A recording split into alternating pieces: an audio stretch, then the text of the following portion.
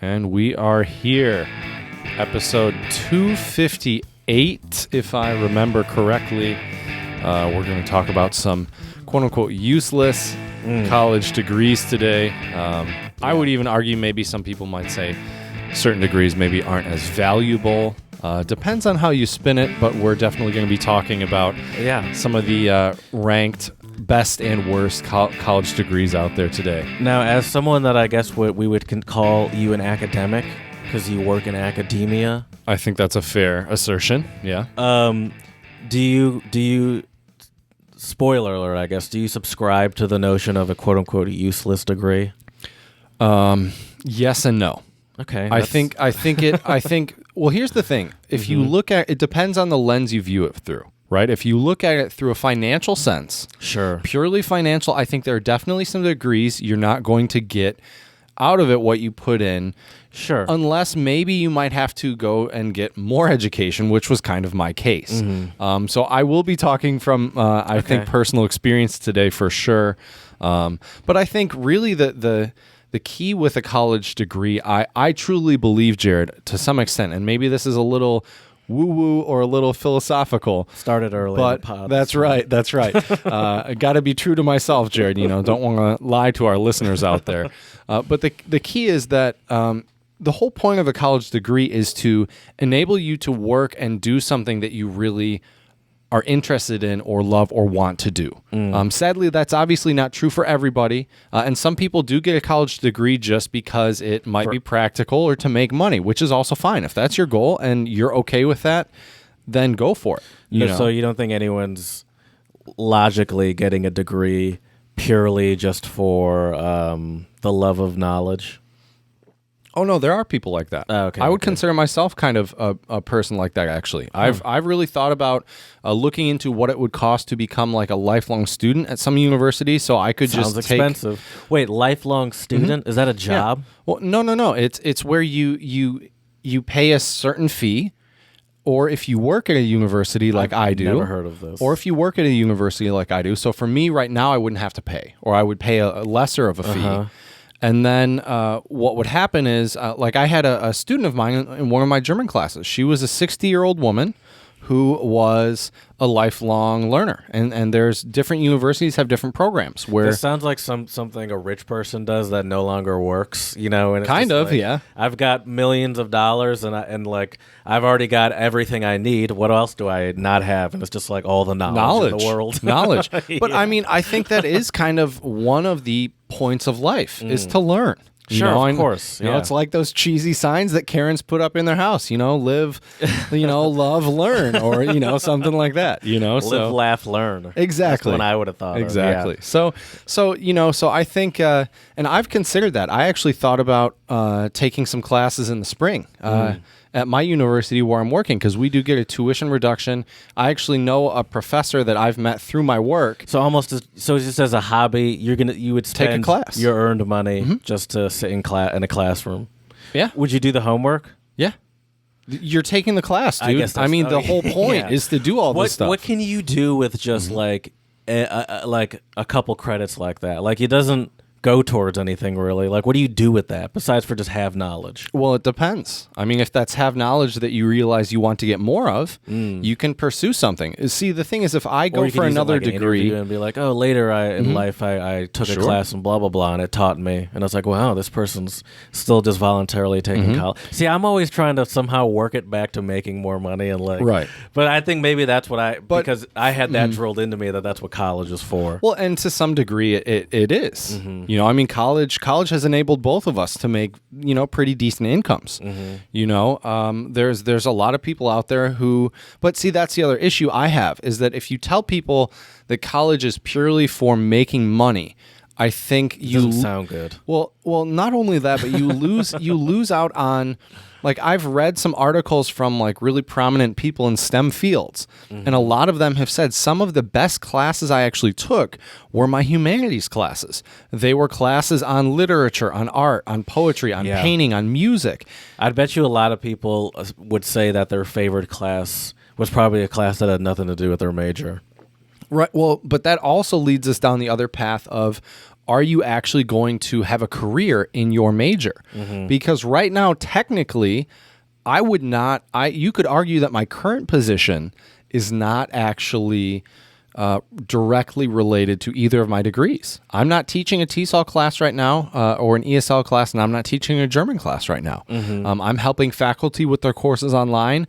I've been giving webinars on how to correctly use different tools, like Kahoot is one of my favorites. It's like a quiz tool online. Okay. And so it's related to education, but the only time I really use my skills related to ESL and German is when I work more directly with those faculty members. So it's interesting too, the fact that I think we need to consider really have a broad net when you graduate and you're thinking about jobs, because I can tell you that if I stay strictly as a German or a TESOL teacher, I think there will be a cap at my salary, and I'll be honest with you, it's not the cap where I'm trying to get salary-wise in my life. So you do have to be realistic and consider a lot of these options, Jared, but at the same time, I think to just simply say, oh, if you study music, if you study German, which are both degrees that I have, it's useless. I think it's useless if you only look at it as I can only be a music teacher or I can only be a German teacher. Sure. And there's more to life than just, there's always, in my opinion, more than two solutions. Sure. Yeah. I agree with you. So yeah, but I'm looking forward to our conversation today about useless college degrees. That was a great intro. Yeah, we'll be talking about finances. We'll be talking about philosophy a little bit. All sorts of different stuff today. But welcome back to the Untranslatable podcast. We are back in the blue Azul Moose Studios here in Michigan.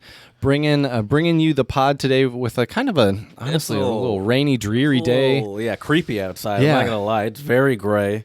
I mean, I come here early in the morning. It felt like I was driving at 7 in the afternoon. These are kind of those late fall, early winter vibes, though. Yeah, I think where we have more of the gray, the darkness. Surprisingly warm though. It's like 50 degrees outside. Yeah. Anyway, by the way, follow us, Untranslatable Podcast, on Instagram, Untranslatable1, the number 1, where I do more than just retweet Chad. That's right. Okay?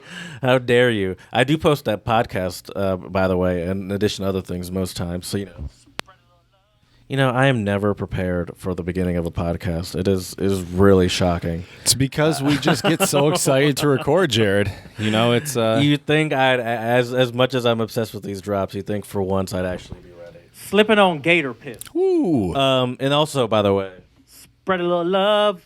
with those 5-star reviews, that would be great. I would greatly appreciate it. Absolutely. Any feedback would be good. And in the words of Gene Simmons, we're going to twist it a little bit. Any publicity is good publicity. In this case, I'd say any feedback is definitely good feedback for sure. Publicity too. Most definitely. Well, Jared, should we get into today's episode with something kind of apropos to our main topic? Sure. So this is coming from The Guardian, and the headline of the article is "Teachers' Dismissal Exposes Fissures Over Eton College Modernization." So this happened in Great Britain, in the UK. So shout out to all of our brothers and sisters, bruvs in the UK. Stay positive. That's right. By modernization, is that like in my head, that seems like a good thing, right? Too modern?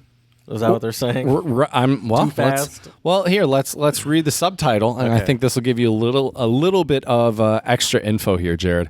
The head would be the headmaster, the principal for all of our American listeners out there. Like the president of the college or something. Basically the big dog on campus. Because we don't have principals in college in the U.S. Right, they're provosts, presidents. Different, all sorts of, I had a headmaster in high school. Well, you went to a private Catholic school. That doesn't surprise me.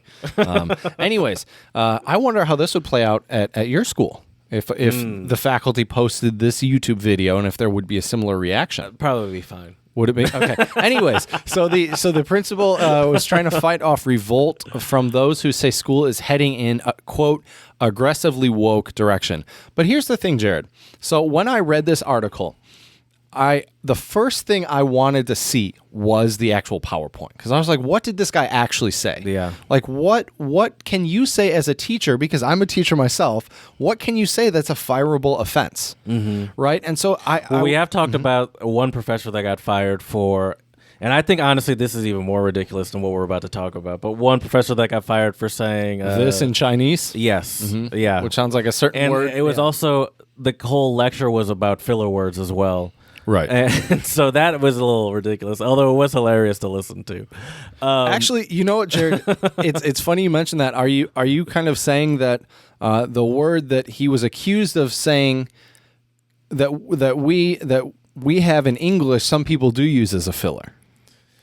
So I guess that's true. People do use it as a filler, but he was talking about fillers in different languages. That was Right. part of the lecture. Right. But people definitely do use that as a filler. You know, hopefully not a lot of white people. No, but but I've definitely heard like black people, whether it be in a podcast or something, or obviously it's a big filler word. Stand-up comics too. Music. Yeah. Oh yeah. Well, there were all those memes for a long time about Lil Wayne. Yeah. Oh You know, yeah. rhyming with Or even Kendrick Lamar. All my life I had to fight, and then he says the N word right after. Or that. or And it or just fits or perfectly for some reason. yeah. Is that which song is that? Is that All Right? No, that's a different. Yes. Yeah. Yeah. Yeah. And wasn't that one where he invited the white chick on stage and she said it? Was it All Right, or was it a different one? I don't know if it was that song. I mean, obviously Kendrick Lamar has a plentitude of N-word based songs to choose, not N-word based, but N-word using songs to choose from. I don't remember specifically what that song was, but that was, I don't even know how to feel about that. Right. Because I guess it's hard for me to get mad at her, because first of all, I'm not an idiot. Obviously these people say the N-word when they're not around black people. I saw the movie White Chicks. But something about, but it's like she's on stage. She's clearly a fan. She knows all the words, and it's like, I get why you shouldn't say it, but I also get why you said it. You know what I mean? Like you're really feeling it. You're not even thinking about it. You say it all the time. Well, your Subaru. It's also, I guess, to some extent, some people are just looking at it as a lyric in a song. They're not realizing the deeper cultural. I think there are a lot of people out there that understand that, where it's like, listen, I don't like it when you say the N-word or whatever, but I'm not gonna police you on singing a song in your car or whatever by yourself or whatever. But then also it's like, I don't know, but do you want to be the white person yelling the N-word on stage? I feel like that would be in my head if I was, like, I'd be thinking about this as I was going, if I was a white person, I'd be like, I don't know if I want to be on camera yelling it, even though it is part of a song where we're having fun. Doesn't seem like a good look to have on film. Sure. Yeah. It's a tough position. Anyway, let's talk about what do you do though then? Do you like put the mic out to the crowd? I'm never really one that's begging to go on stage in a situation like that. I can't picture that. That's true. I can't picture you like with a sign like, Kendrick, like, let me rap with you. Like, here's my mixtape. Like, call you DJ Jart. Yeah. So, but also, I guess I'm a privileged black person. I can freely say the N-word on stage and not be concerned. That's true. About it. Clearly, I'm not. I've said it in worse places than on stage, as we know. I feel like I would hopefully not. I don't think I would say it if I was put on stage. I also, though, I don't think I would be comfortable. To be honest with you, I don't think I'd be comfortable Like, why are you picking me to rap? Like pick. There's so many other better options in this crowd, I am sure. Yeah. Like, if you want me to try to jam on, like, with guitar with you on stage, because some groups do have a band behind them. Hell yeah, I would. That would be awesome. Yeah. But you're like, you're just, let me stick to my lane. You're like, I'm not a rapper. I know my lane. I'm not a rapper. People didn't come here to see me. Shittily rap your song. I mean that would be like going to a Lil Wayne concert to watch him play guitar. Honestly, also, if I as a white person, I feel like if hypothetically I'm not a white person, right? Yeah, Jared and I actually we did this weird thing with a couple different fortune tellers. I'm very good at editing, by the way. I think I would. Shoot, now I forgot what I was gonna say. Oh my gosh, I forgot what I was gonna say now. We were talking about if you were white. Yeah, and saying the N-word. We were talking about staying in your lane. because I said I would stay in my lane. I forgot. Don't worry about it. I hope it comes back. Man. I hope it comes back. Me too. We were talking about. I would not rap, and you said as a white person, trying to jog your memory here. It helps in a weird way. It helps when you. Oh, I remember. Okay, there we go. I remember. There we go. I would be nervous in general to rap in front of a large group of mixed company. Like, I don't know if I'd be comfortable as a white person rapping in front of a large group of black people. I'm going to be 100% honest with you. I think I'd be. Now, maybe that's just my perception of what it would be to be a white person. Mm-hmm. But I feel like if I were just trying to put myself in those shoes, I'd be like, I don't know if I want to, they're not going to, be mean to me.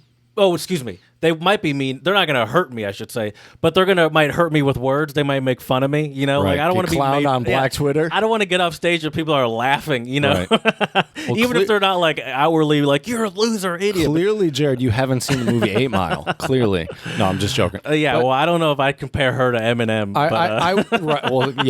Clearly not. I will say this, though. I think it also, it depends on the context. You asking me to come rap in front of 10,000 people, no. But if I'm at a karaoke bar, I definitely have, when I was in China, I definitely had a couple Eminem songs.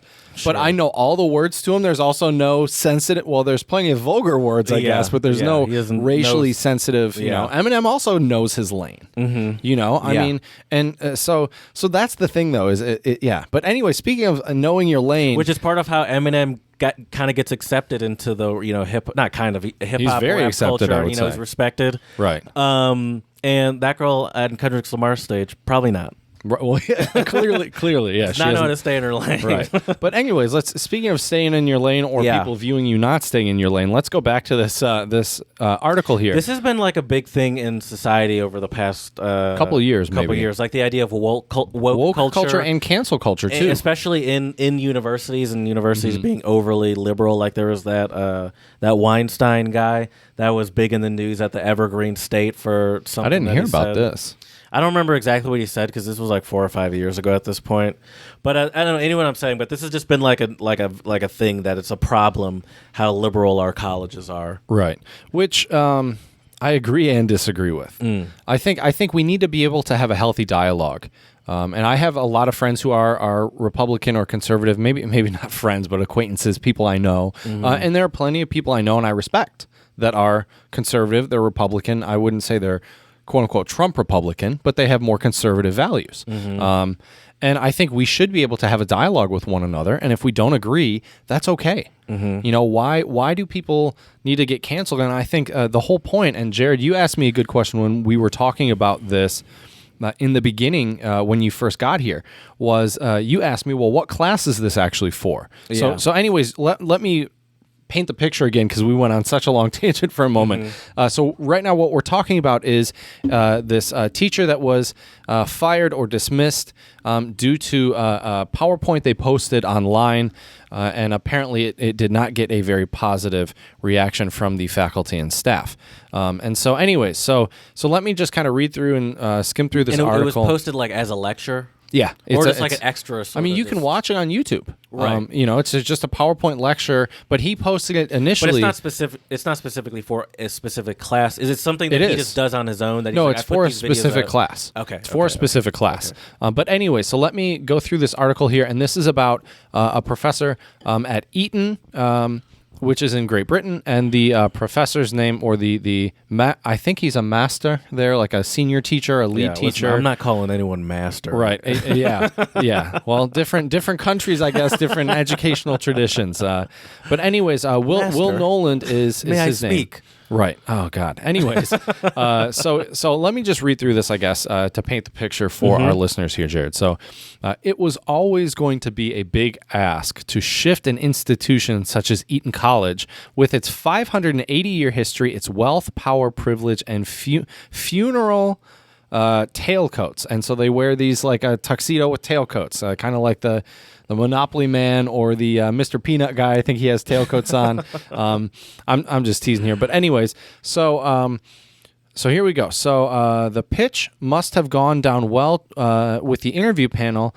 Sorry, I skipped a couple lines here. Okay, but that was when Simon Henderson's pitch was when he applied to be headmaster. The pitch must have gone down well with the interview panel because in 2015, at the age of 39, Henderson became Eaton's youngest ever head, which is like the principal, the top dog at the school, at the college. His ambition was to modernize, to make the exclusive Berkshire school more progressive, more inclusive, and more relevant, as he explained in an interview with The Guardian. So here's the thing. My first 2 cents, my first take on this, Jared, is I like what I'm seeing.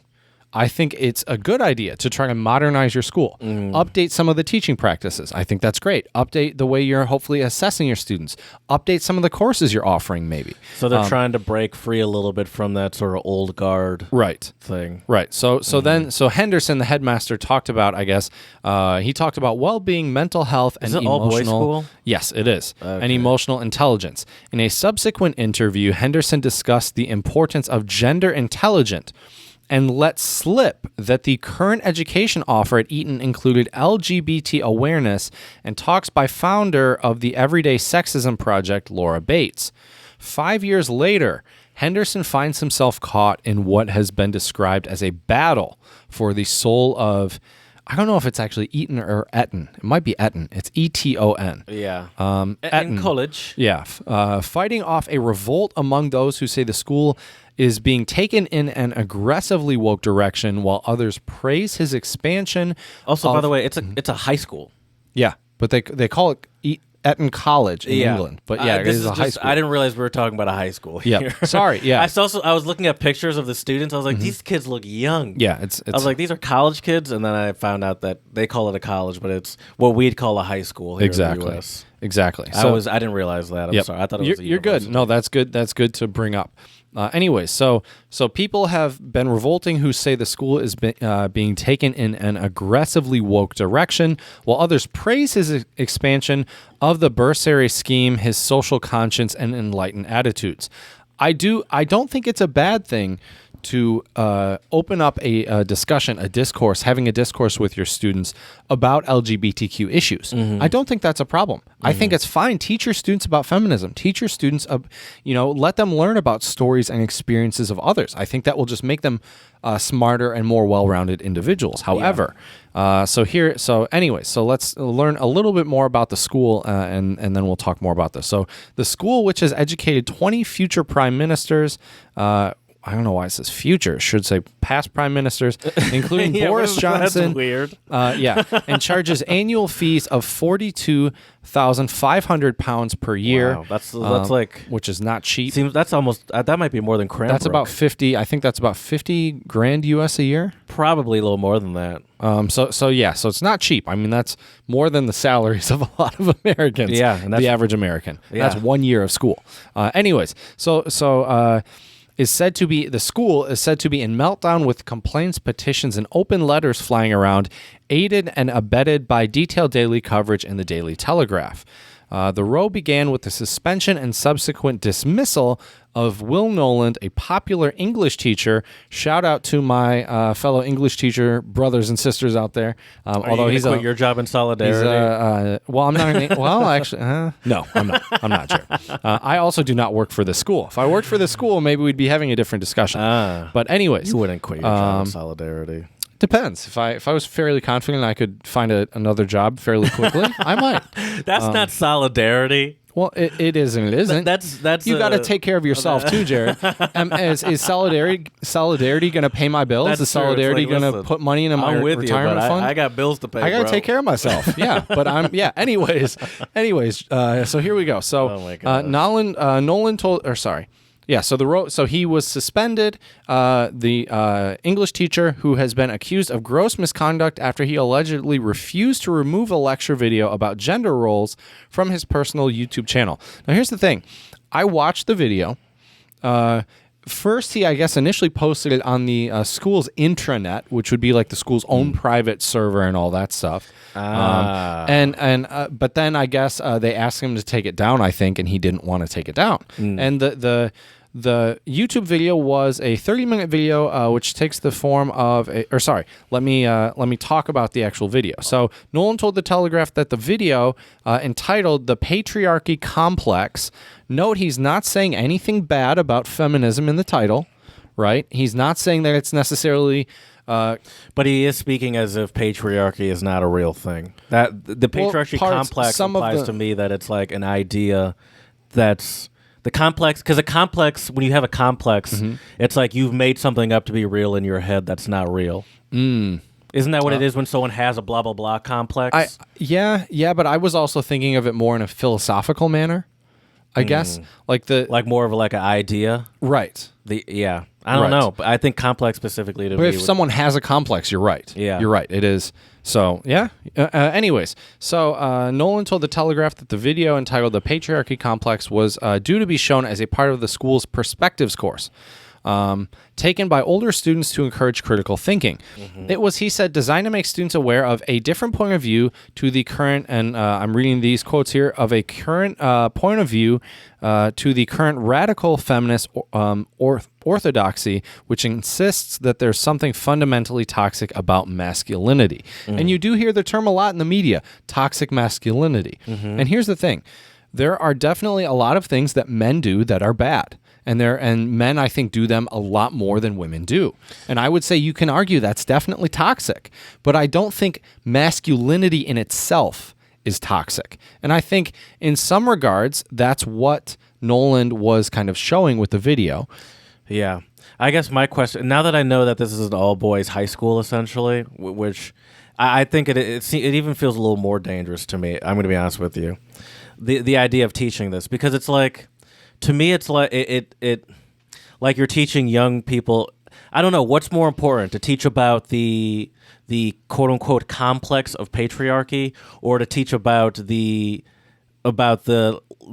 actual dangers of, like, physical dangers that can be caused by quote unquote what they're calling quote unquote toxic masculinity. Now, sure, there's like the people that are like, oh, so I'm not allowed to like cars and you know, and work out and stuff. Where it's like, yeah, but that's sure, okay, maybe someone calls that toxic masculinity, but there's also legitimate, like, violence and sure and dangerous abuse, ideas and legitimate sexism that comes from toxic masculinity that I don't know, that I feel is a way more pressing and important issue to teach young boys than to teach them that the idea of toxic masculinity is overblown, that patriarchy is not really a real thing, that we coddle women, and that they actually. Listen, I realize I'm paraphrasing a little bit, and I'm not saying he actually said this, but like this, I don't feel like that message is as important as as for that age group. I don't know, to teach them, because then I feel like you're teaching them, and as I mentioned to you before. Another thing to me is there anything out there that comments on the reality? Like, does he have any sort of lectures that comment on the reality of quote unquote? I hate that. I'm not gonna stop. I'm gonna stop saying quote unquote of toxic masculinity. Like, or is it just the story that the idea of feminism's gone too far and patriarchy and toxic masculinity is overblown and not real, you know? Because I'm getting the sense that he probably doesn't have which one would call both sides of that. Yes and no. So I think a lot of the things, and let me also talk about, you said I think it could be dangerous for, young men, students that are 17, 18 to hear some of these things. I would disagree with you. I would say that I wouldn't say it's dangerous. I think what he's doing in the majority of his video is just showing a lot of statistics and facts and data about how. I mean, think about this. If you look at a lot of media articles, right? Look at just how body positivity is shown. If you look at, do you ever see picture of an overweight man in People or in one of these other magazines, and they say, so-and-so looks great in their new outfit or whatever, or, you know what I mean? Like, body positivity would be an example of how, or another thing that Nolan mentions in the video here is he talks about, men are the ones that go off to war. Men are the highest casualties in most jobs. And so, but I think that the issue is with so many people. I think a lot of those were also men's choices, though. Well, sure. Well, are they choices or? But who else is going to do like them? men's choices in the sense that I meant to say that like they're kind of the ones that like are like we're making in the times where these rules were originally made in the U.S. at least, women couldn't even vote. They didn't even have the choice, is what I'm saying, to say they did, like their voice wasn't even heard. And that is when some of these rules were put into place. Well, sure. It's like this was put into place by a patriarchal society of men who were the only ones that were allowed to make decisions, Right, but that's also not our current government. Yeah, I mean, but women can vote now. Yeah, but you don't hear. Do you hear men complaining like we need to? Yeah, I guess. I don't know. But see, that's the thing, though. I think the interesting thing about the argument about the patriarchy is that the patriarchy oppresses, and it oppresses men and women, right? Mm-hmm. I would argue that statement isn't false, right? Mm-hmm. But at the same time, I do think that we give a lot of the blame on men that had, you and I, it's not like we're making these rules, Sure. You know what I mean? And I think that's what I don't like. I don't like that argument though. Because I hate when I hear that argument and like slavery, and like racism, when it's like, my parents, I didn't own slaves. Well, why are you saying I'm part of the problem? It's just like an oversimplification, where it's like that's not really how it works. Right. Well, let's talk more about this. Okay. So because I want to finish up this article and then we gotta get to our bread and butter here. But anyway, so the video was uploaded on the school intranet, which I said, and shared with fellow teachers, one of whom complained it was removed from the school site and never shown to students, but it remains on his Nolan Knows YouTube channel. So all of our listeners out there, if you are curious about this, take a listen for yourself. Mm-hmm. Do your own homework and see what you think as well. But anyway, so the college sought legal, and the video, by the way, has the figures have skyrocketed. It's more than that. Now just look at it. Right.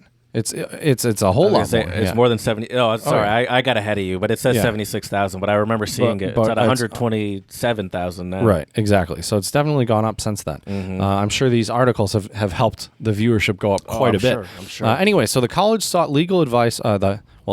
It's interesting. Yeah, for us in the States, it would be a high school based on the age range. But so can I just do a quick recap? So first, they just asked him to take it off of the. Well, it was removed. The intranet within the school site, and then he took it off there, and then put it onto his YouTube as like a protest or something.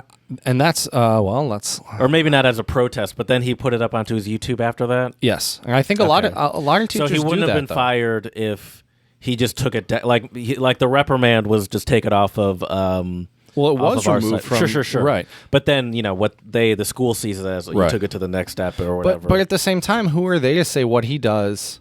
Like if he has his own YouTube channel, why can't he post that? He made it.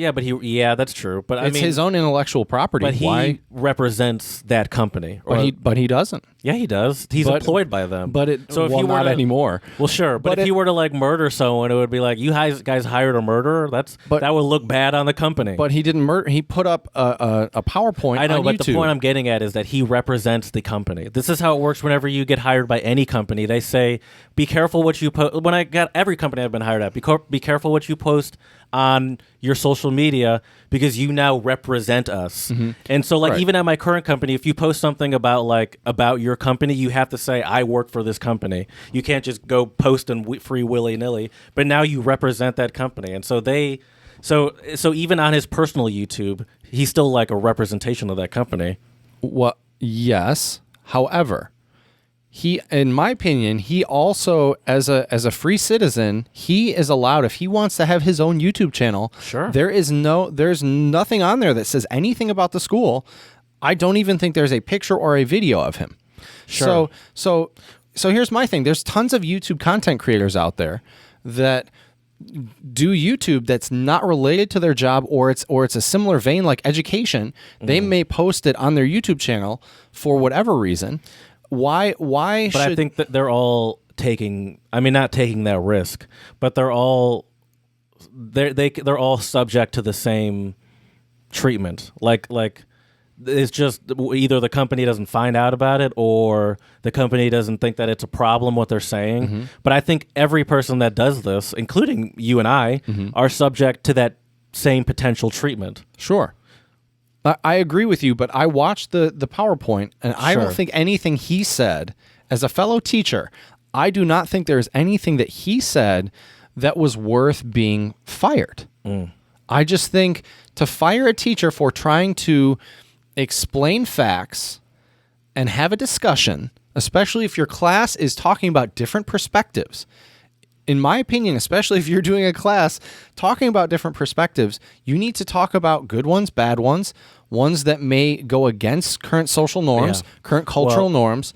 And that's where I said, I wonder what else he put, like he's talking about then. Right. Is he talking about all perspectives then? Right. And right. And I agree with you. I think that should happen, but as since he's educating kids specifically, I feel like if he's gonna, it's just dangerous if that's the only perspective you're getting. So especially since I've been essentially in this environment that he's teaching in, and I know how toxic it is. Right. Like I've seen it firsthand. Right. So let's continue with the article. I still see it firsthand. I follow some of them on social media. All right, that doesn't surprise me. So. And we can talk about this as well, Jared. So anyways, the college sought legal advice and was told that the lecture was not only in breach of equality legislation, but also contravened a number of the school's legal and regulatory responsibilities. The school made the reasonable request that the teacher remove the video pending further discussion, but despite multiple requests and then instructions, he persistently refused to do so. So he refused to take the video off YouTube. But see, I think it's a matter of principle, right? I mean, I don't think I think what they're talking about here, where it's like seeking legal advice not only in breach of equality legislation, but also contravened a number of schools' legal and regulatory responsibilities. That I don't understand. That seems like a lot, right? Just over a YouTube video. It's like, all right, fire the guy if you don't like it. But I guess. Like, do you need legal advice on like? I don't know. That seems like I don't think the idea is that dangerous, right?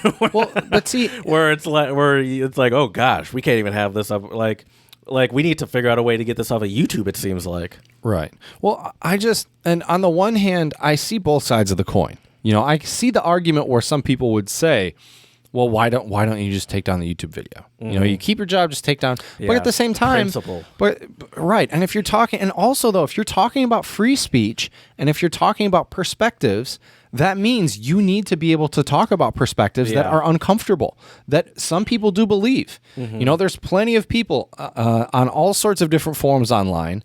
That maybe I think it would be just maybe I think it would be I'd be less. I'd agree with you more if it was a university. So let me ask you this, kids have Jared. a little bit more control over what classes are being chosen.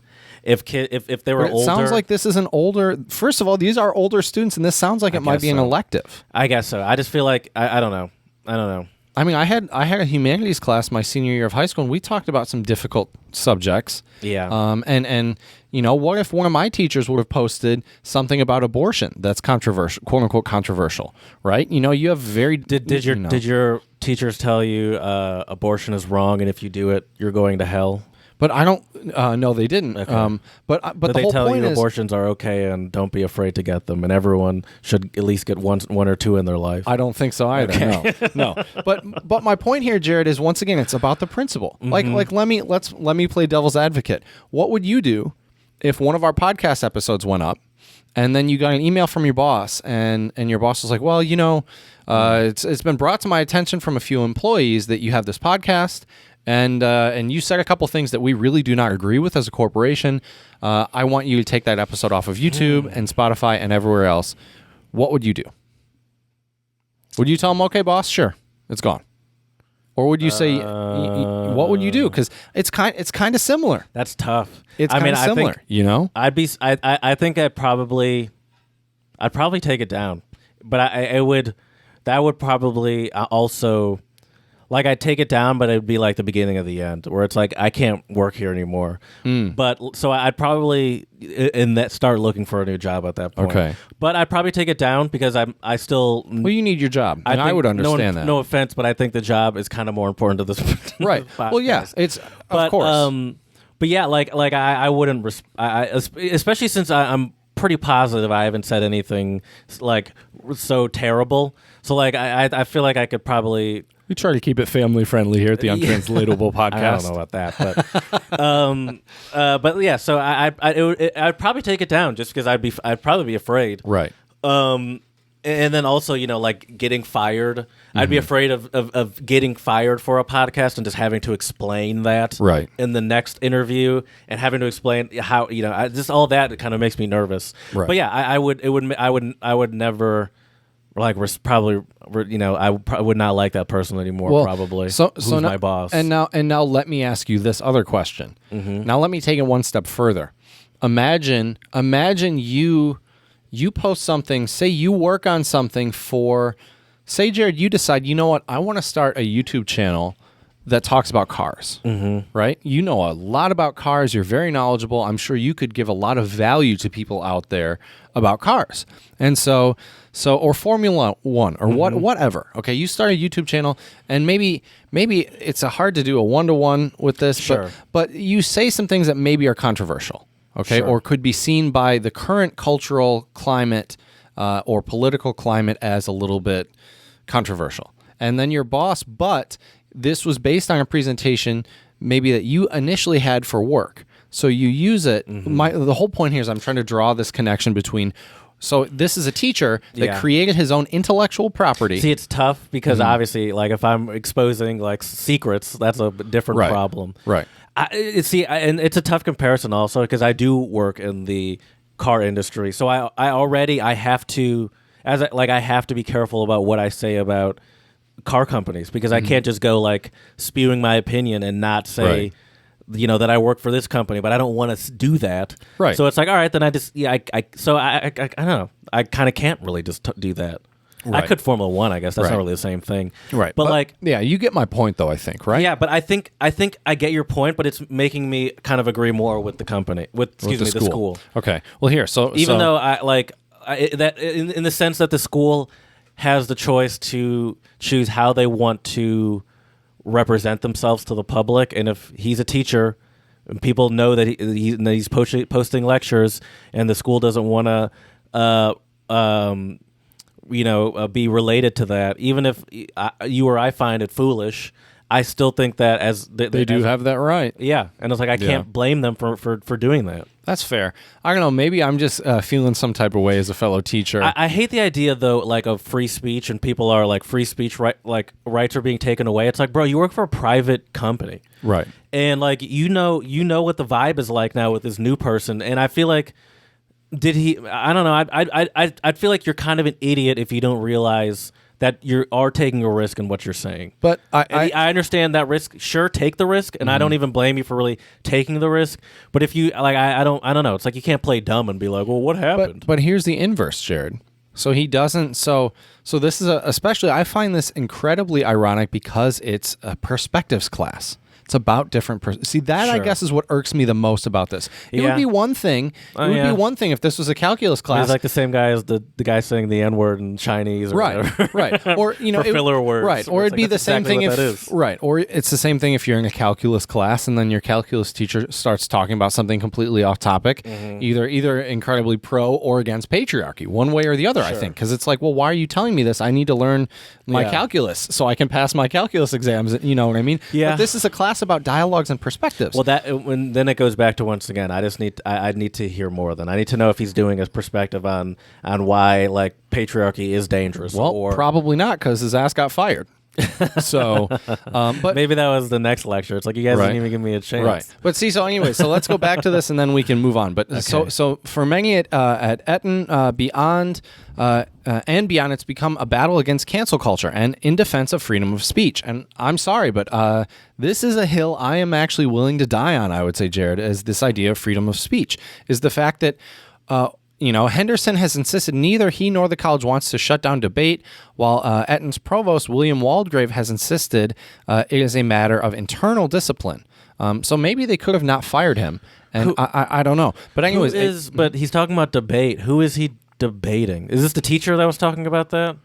This is the they're not willing to foster a healthy debate. The headmaster is the one that's saying this. Yeah, a petition protesting against Nolan's dismissal has gathered more than 2,000 signatures, and a fighting fund has raised almost £55,000 to take the case to an employment tribunal if he loses his appeal next Tuesday. I'll say this though, Jared, if I was him, and this was me, and I got fired due to something that I did for the class, and I can tell you as a teacher, I guarantee you he did not post this to try to stir shit up. He posted this to try to teach his students something, and have a dialogue and talk about these different perspectives. He wasn't trying to be quote unquote controversial, right? Yeah, right. And there's no point in the video where he calls out the school, or you know what I mean. So anyways, the idea of having a class, posting content related to the class, having it removed, but as a teacher, maybe I still think this is educationally valuable, so I post it on something like YouTube. I learn a lot from YouTube, Jared. I watch a lot of videos on there. And the thing is that I get where you're coming from, that yes, it's not like we could say anything, and then, if my boss saw it and she was like, hey, free speech. I get there are consequences for things, but just I don't know. I find firing somebody for something like, I find it. I understand. I understand. But I understand. And it is. But what can you do? What would be your, if you were the headmaster and you didn't agree with what the teacher was saying and you felt like it was dangerous, but you felt like maybe I'm not saying that this can't be a place for conversation, but I just, what would your action be, Master? Don't do. Oh God, that feels so weird on so many levels. If I was the principal or the headmaster, I would take the teacher in and talk to him, and honestly, ideally, I would like to open up a dialogue or somehow mediate a dialogue between whoever complained about the video and the teacher. Yeah. Because I feel like a high school is not the place for teachers to be having debates. You think it would be healthy for students to be... No. I'm not saying they have a debate. I'm saying behind closed doors, as the headmaster, I would talk, hear both perspectives out. I would maybe even try to invite that faculty member who complained to the class. If you truly are teaching a perspectives class, why wouldn't you do that? Yeah, let me get your perspective. Exactly. And so that is really the issue I have with this entire thing. If, like I said, if he would have been a math teacher and then posted this video, sure, but he's teaching a perspectives class. So that's my issue with it, I guess. Yeah, that's true. You do make a good point with the perspectives class. It's the same thing with the saying the N-word, but it's Chinese for or whatever. Well, where it's like I'm teaching a class on filler words in different languages. This is one of the biggest languages in the world. Right. Yeah. So exactly. It's like, what do you want me to do? Well, here's the other thing. I took his perspective. This teacher's perspective, this British guy is probably, he's not saying something that's like a smallly held, even if it is a very hot button issue. What he's saying is a very popular side for people, So, right, exactly, popular perspective, shall I say? Yeah. Yeah, so it's definitely an interesting debate and discussion, and I'm curious to see if he will get rehired. Yeah. If I were him, I don't think I would want to continue working there, to be honest with you. I think he should take his talents to a university, and I think he'll have opportunities, especially there's plenty of old school conservative agenda universities in England, I'm sure, or probably, the UK. Probably. They're still wearing robes and riding on brooms. But I do want to bring up one last point with this. I know I've been saying that for the last 10 minutes, but I just think this is a fascinating. Yeah, this is fascinating.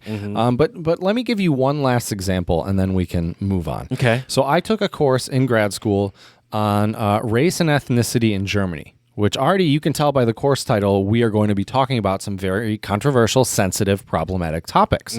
Now, granted, it was a class of two white dudes.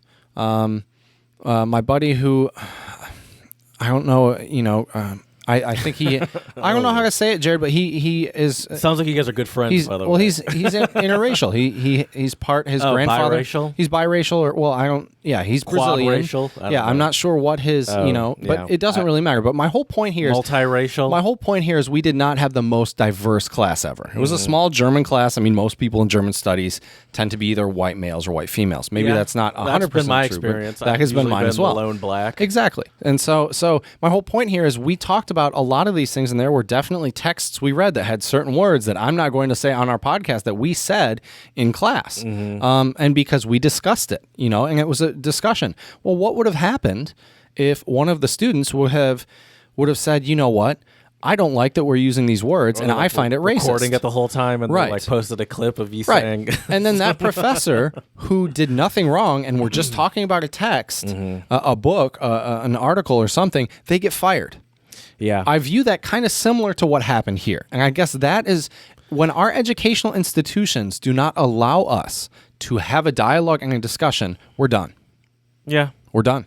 Okay. If we only push one agenda, we're done. I hear you. So anyways, I hear you. Speaking of education though, Jared, let's get into some fun education on our podcast. Some untranslatables. That's right.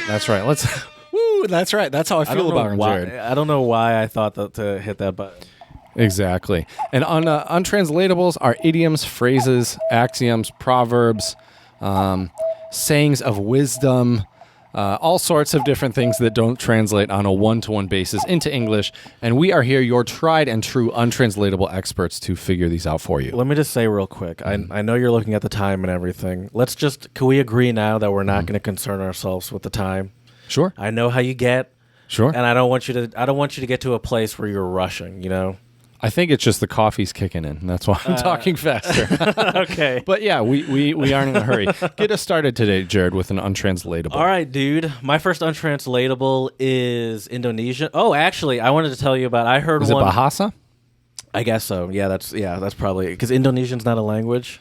I think Bahasa is what they call it. Yeah. I actually want to tell you about a British slang word I heard. Ooh, all right. And I heard it and I was like, I didn't know if the person was being complimented or insulted. Ooh, okay. I like this already. So I literally had to Google it to be like, was that a good thing or was that a bad thing? It's just a word, but I've never heard this word before. Have you heard the word stroppy? Oh, struppy. I have not. STROPPY. Oh, really? Okay. With an O. I thought it would be with a U. So, Stroppy.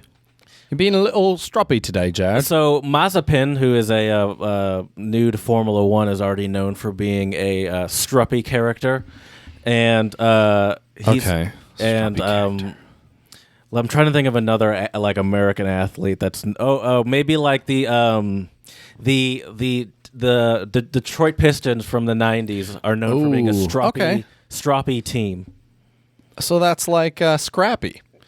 No, bad-tempered and argumentative. Oh, okay, okay. I don't know. Well, I guess you could argue the Pistons were kind of like that. It seems like there were a lot of arguments and tempers happening. Yeah, that's weren't they true. known for being the fighters? Bad boys. The bad boys. Yeah. Yeah, physical, the bad boys. Anyway, I can give you another one, but that's just one. That's a cool one. I like that. I love hearing those ones in real world where I literally had no idea. I was like, I don't know if she just complimented that guy or insulted him. Those are really great because they're so ambiguous. Yeah, I like those a lot. Those are really fun. So my first one is Bahasa Indonesian, and it's cuci mata, which is washing your eyes. Oh, washing your eyes. Is it when you... Let's see here, washing your eyes. I'll say this. Is it when you're tired? When you're tired, you do something. Or it's important to do something. To sleep? I'll say this. To rest, relax? There you go. To relax. So it's to refresh yourself, to treat yourself, as I wrote down. Ooh, I like that. R&R is another one. I was just going to say that. So what does R&R stand for again, Jared? Rest and relaxation. There we go. Yeah, that's a military term, isn't it? Is it? I believe it is. Know. I believe military people get like R&R time where you can get like to go away from the base for a certain I kind of like that. I am going to be getting some R&R in probably, 2 weeks? We're coming around the holiday season. Yeah. Ooh, I have some time off. Very much looking forward to it. We get the week off automatically in between Christmas and New Year's. But the way it works, with 3 more vacation days, you get a full 2 weeks off. Oh, nice. Mm-hmm. Oh, I might have to look into that too. Yeah. You trying to go to a cabin somewhere and record a couple Cabin in the podcasts? Yes, but it's tough in the winter, because you can't do anything except for to sit Record in a cabin. podcasts is I what you guess do. so. Just a shit ton of podcasts. Right. All right, I'm down. Bang a couple out, just real down. quick. All right, so let me. I like that one though, Jared. To relax, to wash your eyes. Yeah. Right. That's a good one. I'm gonna get you started off with a Spanish untranslatable because when I thought, not because I think Spanish is a useless college degree, but I do think that It's a lot of language. I do not think that. I do think that a lot of students do study Spanish at university. A lot of American students. I think it's one of the more studied languages out there. Sure. Anyways, it is dar a vuelta a la tortilla. And in this case, obviously, tortilla, we're referring to the Spanish tortilla, which is not a traditional tortilla. It's different than a Mexican tortilla? Yes, sir. But it's still food. Yeah. Okay. Is it smaller? In French, we would say omelette. Omelet? Yeah. A tortilla is an omelet? In Spain, yeah. Oh, wow. Una tortilla. I need to ask my partner about that. Yeah. If she knew that. I'm sure she Yeah. did. She's a Spanish speaker. Yeah, that's one of those funny false friends in Spain Interesting. Spanish versus South American or Latin I hope I American remember Spanish. that. Let me Yeah, take note. tortilla. So yeah, to turn the omelet around, Jared. To turn the omelet around. Is that like to change your opinion? Turn the omelet around. Not really. We have like- a similar one in Yeah. English, which has a similar verb usage. The same verb, actually. Turn the tables. The tables have There been we turned. go. Yes. Hit that ham horn. Very good, Jared. Yeah, to turn the tables. Or as Michael Scott said, the late great wise Michael Scott from The Office said how the turntables, which are tables that a DJ would use, and not how to turn the tables. But yeah, so anyways, to turn a situation around is what that one means. So that's like it's a good one. So yeah, whenever I hear that, it's like I think of a bad guy that thinks they're in like the have the upper hand, and meanwhile the hero has some secret plan. And Right. A bunch of people come out from all everywhere. It's like, oh, how the tables have turned. Exactly. All right, I guess I'll give you one more. No, I'm clock checking. Don't clock check, Jared. I'm like, we got I'm giving time. another one at an hour. We call Okay. ourselves the Untranslatable Podcast, so I think we Yeah, can take our that's time true. on these. My next one is Romanian, and it's face din rahat bici, made a whip out of shit. First of all, you said that one with some confidence and swag. I like I that. did. Say it one more time for the people, Jared. By the way, face din rahat bici. It's spelled face din rahat bici. Okay. And I just guessed that it's face. I just you made listen to it? No, I just made an executive call on that one. It's face. Anyway, made a whip out of shit. Is that like to turn a bad situation into a good one? I don't think it's that. I don't know if it's similar to that, but I don't know if it has to be that big of a deal. Okay. Where it's like, or maybe To complain about something bad?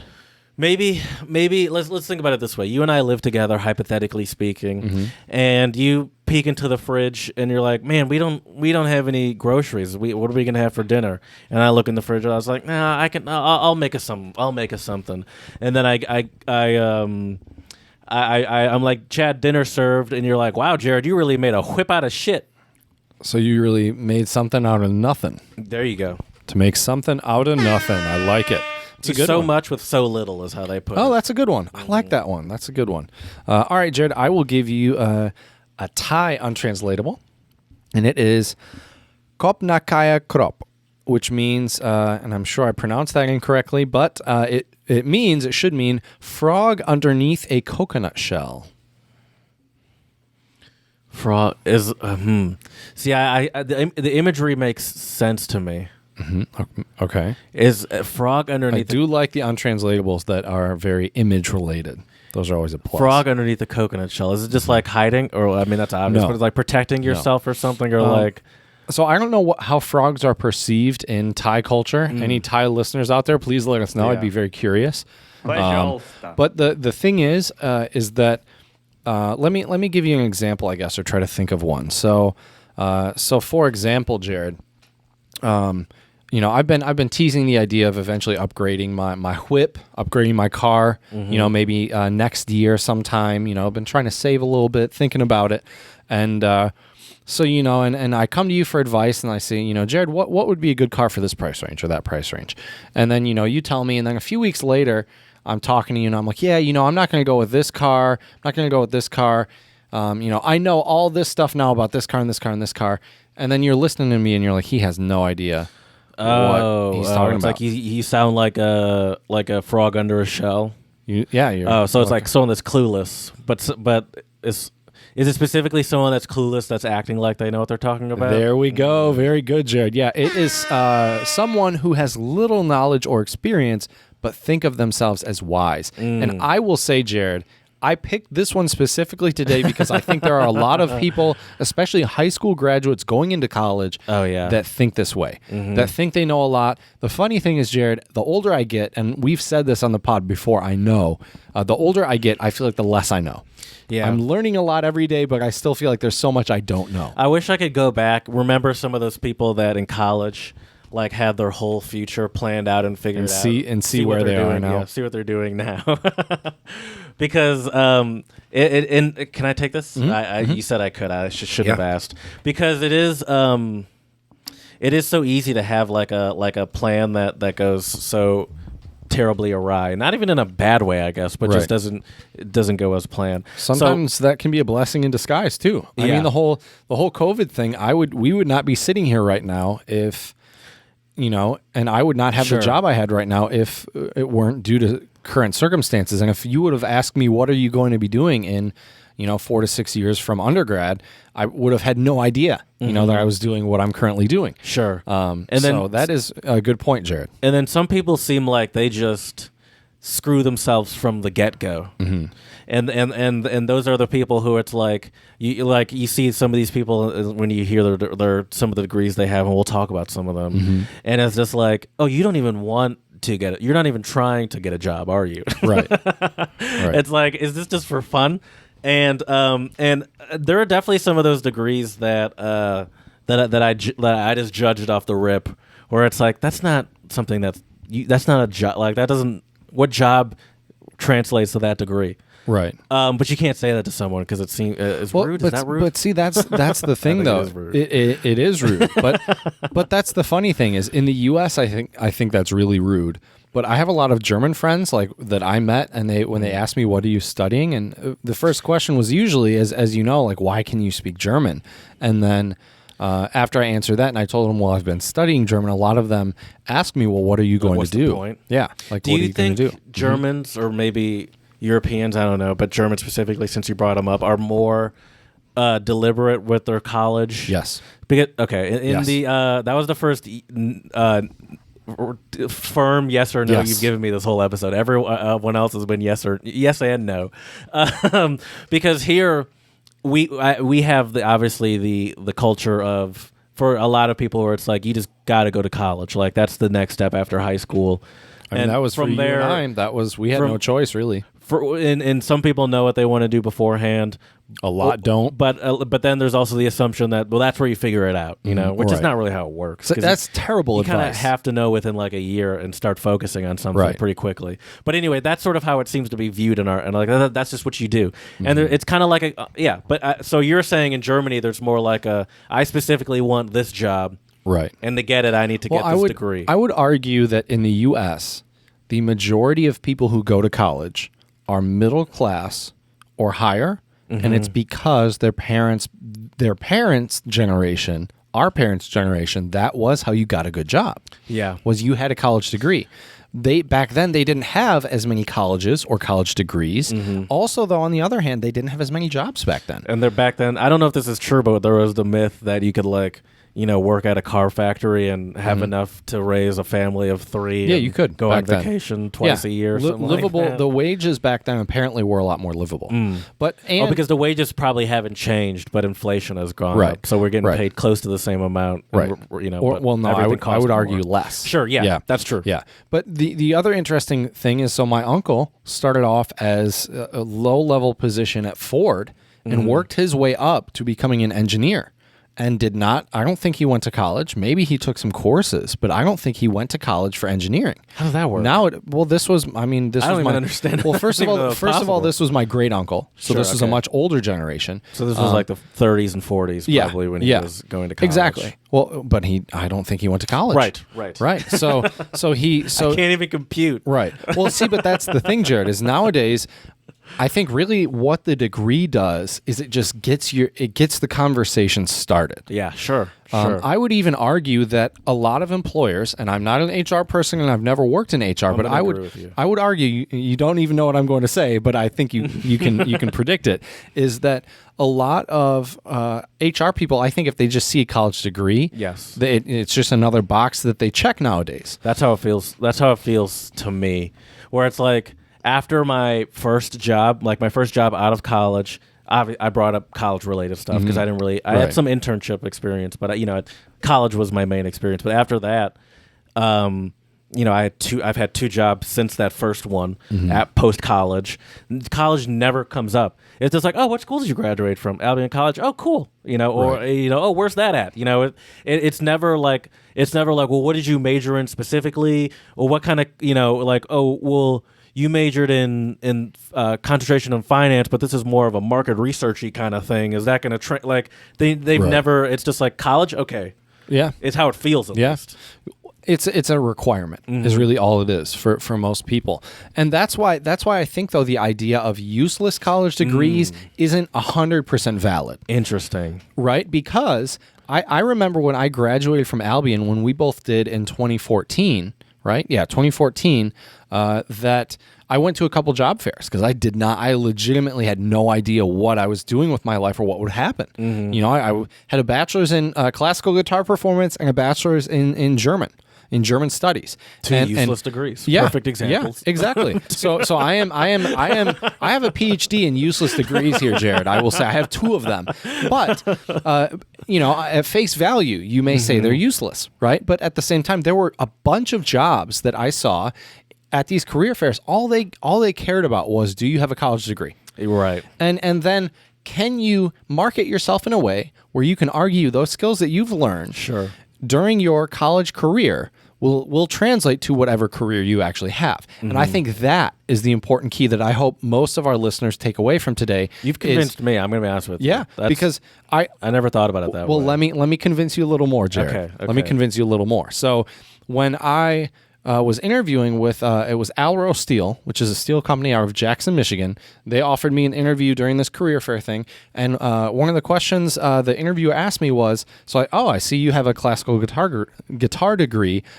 How is that going to help you at Alro Steel? What will that provide? And I said, give me a second to think, which I think is always a smart strategy, actually. I think they like that. Yeah, because actually I said that to one of my colleagues yesterday. We were having a really intense discussion about a webinar we're about to give, and they asked me a really good question. I was like, honestly, give me a second. It shows you're comfortable. Right. It shows that you can think critically about stuff and you're not just rushing into answers. Right. I think, they like that. It's important. Yeah, and it's important. I mean, if you make any big decision for a company, you should take a minute to think about it too, not just rush into it. Not the first thing that comes to your head. Yeah. Exactly. And so anyway, I thought about it for a moment, and I was like, well, you know what? The one thing that I've really noticed, the kind of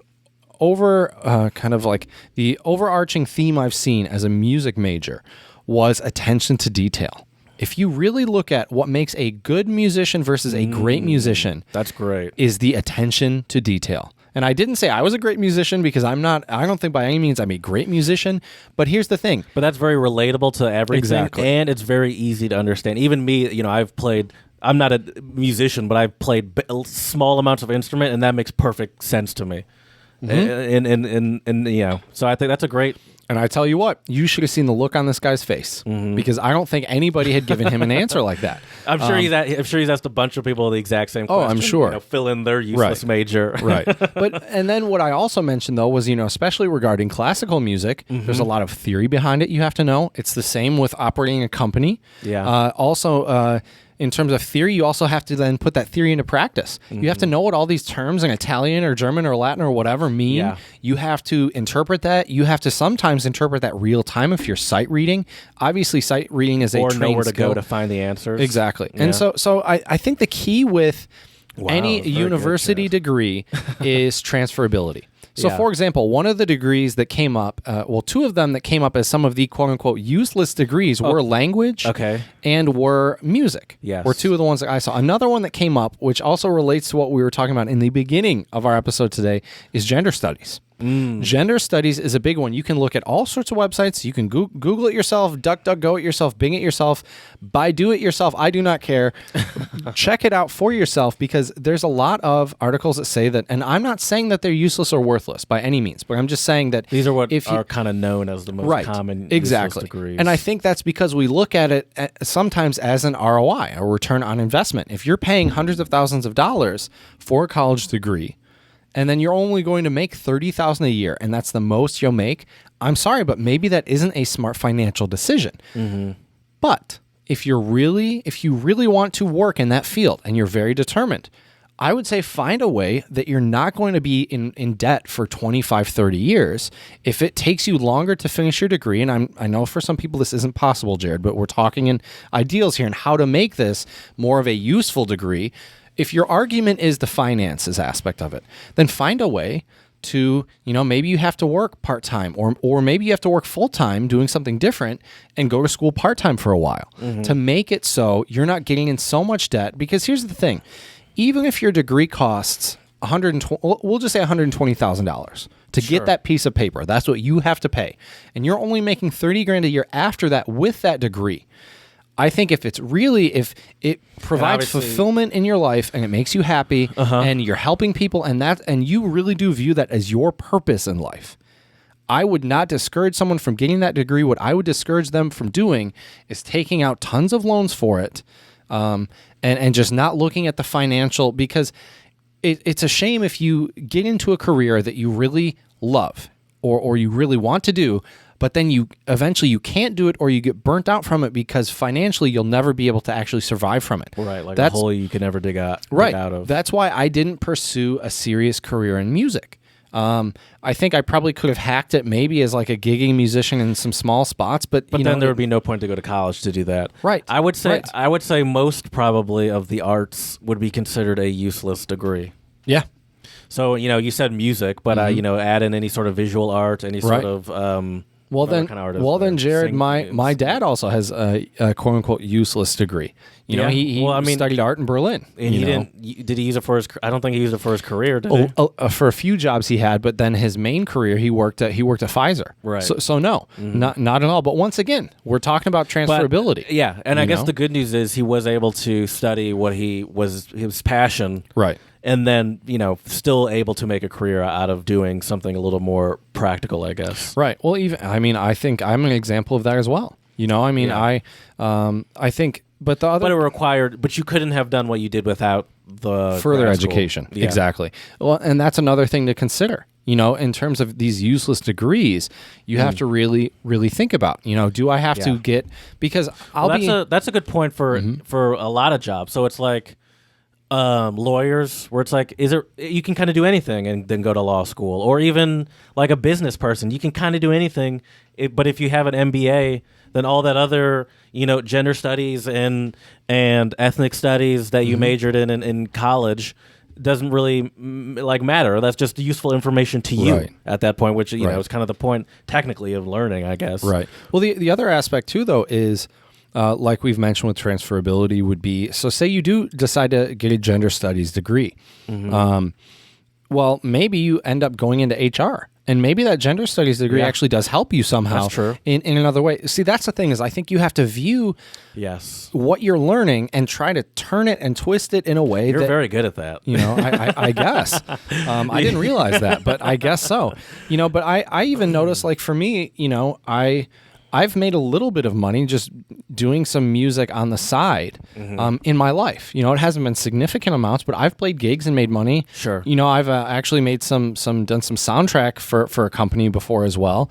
And so once again, that's not my main. That's the other thing. But you didn't need a music degree to do that. Right. I didn't. And you were doing that before you had a music degree too. Also true. However, I do think there is a difference after getting a music degree. I don't think I would have been able to, me personally, I don't think I would have been able to create the music I did.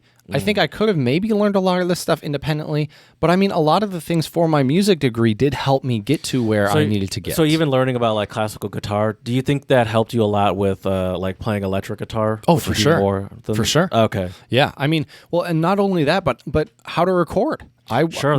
I learned how to record and do all that stuff in college as a music student. Not all of my colleagues did, though. Yeah. So, for example, if you get out of music school and all you can do is play an instrument really well, that sadly is probably not going to cut it if we're being realistic. Sure. But if you know how to record, if you know how to, maybe you get into the music industry and you do something a little bit different, right? And once again, this still goes back to the idea of transferability. And I think college needs to be a time where you try to learn a lot of different skills, try different things out. You know, I had a couple different jobs on campus, which I think were really insightful. You get to know your bosses. I would highly recommend any college student, if you have the time, get a job either on campus or doing something related to what you want to do when you graduate. Sure. And get to know the higher ups, your bosses, because they're the ones who are going to be you in the future, in theory. Right? So if you want, I would love to work for a music department at a college or a university. And my music degree might get me there. It might not, but it's really important to think about these things regardless of what degree you have. So this is a lot of good advice, Chad, and I agree with what you're saying, but we're talking about useless degrees. We are. Let's talk about share with you some examples. We already shared a couple, all of your degrees. Yep. No, I'm kidding, but we did talk about those, but I actually have a few more that just came to my mind as we were thinking. Can I ask you, though, you also have a German degree. Do you think it was useless? No, because one, in my mind, I still want to go back to Europe at some point. But I'm gonna be you now, Jared. Yeah, please. But you don't need to study German to be able to go to Europe or even speak German in theory. No, but I think working for a big company, I feel like it is definitely an asset for them to just know that I can speak German, that I have lived in Europe, and that I'm proficient in it. And I do like to remind, whenever I go to a new interview, I do like to remind people, like, hey, listen, this is a skill I can use and that I am willing to use. And so I think, especially in I'm a car person. Some of the greatest car companies in the world are in Germany, without a doubt. And I think that even though I'm sure a lot of these environments are pretty English friendly, these are multinational companies, I still feel like just being able to say that I can do that would be very beneficial to my career if I'm attempting to work for some of these European companies. Can I just say, I really hope in an interview, when you tell them about your German skills, I hope you say it kind of like Liam Neeson says when he's on the phone with the guy in Taken, where you're like, I have these German skills, and I'm not afraid to use them. Oh, I am terrified to use them, actually, but they don't need to know that.